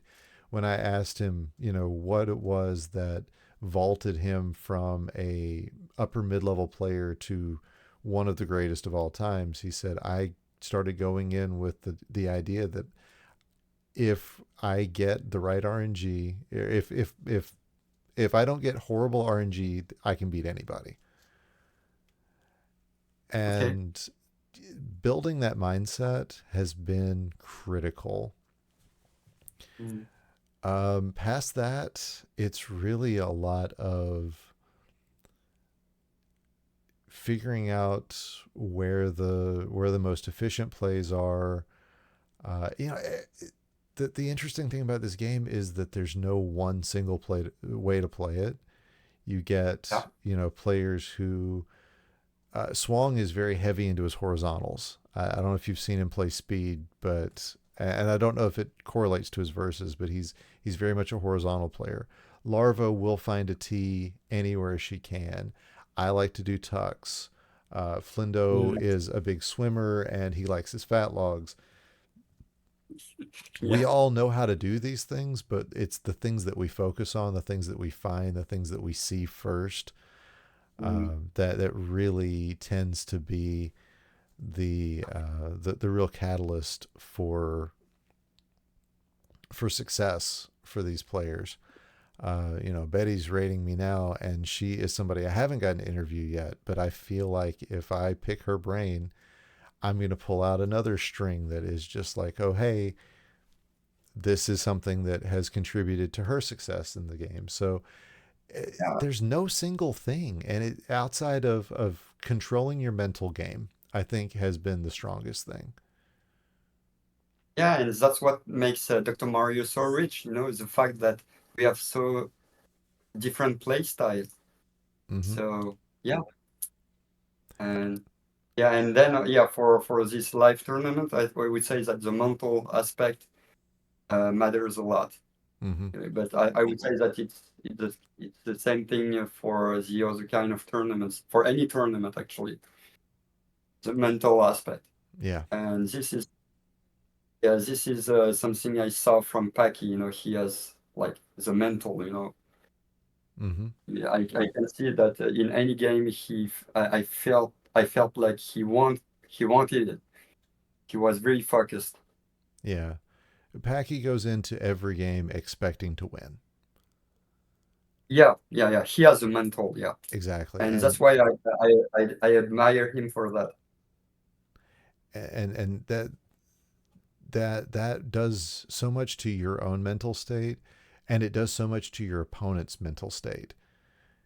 You know, if you Yeah, walk in thinking, well, this is it, I'm going to win this, it's and I'll tell you that from experience as well, because I've fallen down into the silver bracket multiple times over the last few years, and I've got an almost undefeated record there, and the reason for it is because I go in with the expectation that I'm in the silver bracket. This is where I'm supposed to win these games, because yeah, I'm supposed to be the 12, the 13 seed. I'm getting better, so I feel like I'm supposed to be aiming for that 8 or 9 seed in the main bracket. And if I'm in silver, I should be winning. And when you come in with that thought process, you focus in a different way, and it's interesting. It's interesting how it changes your mind. yeah, for sure. I totally agree. So that that's something, and to hear you say the same thing, it just really says a lot. Yeah, All right, well, I have kept you a little later than I meant to, but I feel like this discussion has been very fruitful, Snipe. This has been one of the better interviews, and I say that almost every time because it always does seem to be a good interview. yeah, Is there anything else you want to share with the community? Anything else? Any bits of wisdom that you think we would all benefit from hearing? It's okay if the answer is no. yeah. So again, I just wanted to thank everyone for the help and like the fact that we can help each other, to make the scene grow even better now. And this is one of the best aspect I could feel from the community, and even the fact that I feel that we are all part of the family. Now I can put a face, in every player's Mm-hmm. name, so which is good. And yeah, for me, it's much better to play in person than online. Yeah, I don't know, the feeling is different, but yeah, it's much better for me, to be honest. Um, yeah, I wanted to thank you, for doing these interviews again. It helps a lot. It helps the community grow. I also wanted to thank all the organizers, again, including Bidwell for running this kind of tournament, because it brings all people, around the world sharing the same passion about the game. So this is very good. And yeah, again, as I mentioned at the beginning, if anyone want to improve their play and they don't know how to do, feel free to ask me. You can ping me on Discord, and we can analyze your play, or we can do anything you want. You can also practice with me, and just feel free to ask. So it's not because I'm a world champion that I'm not accessible. So I also want, the whole community to grow, because it would be a bigger challenge for me too. So it's what I want actually. So yeah, so it's all what I wanted to say. Fine words from a three-time world champion, and I have to imagine future Hall of Famer at our game. Snipe, it has been an absolute pleasure having you on. Merci beaucoup. I hope I hope we see more of you in as many tournaments as we can get you into. Just, thank you so much for that. Yeah, thank you For very much. For those of you watching on Twitch, you can watch the full unedited versions of these videos over on my YouTube channel.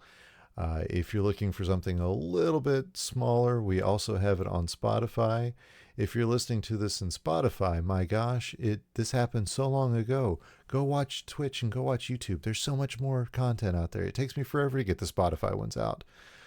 Regardless, I am again very grateful to have had Snipe on today, and I'm so grateful to everybody who watches and hangs out with us. We're going to get a raid on, but until next time, be good, be safe, be happy. You guys have a great night.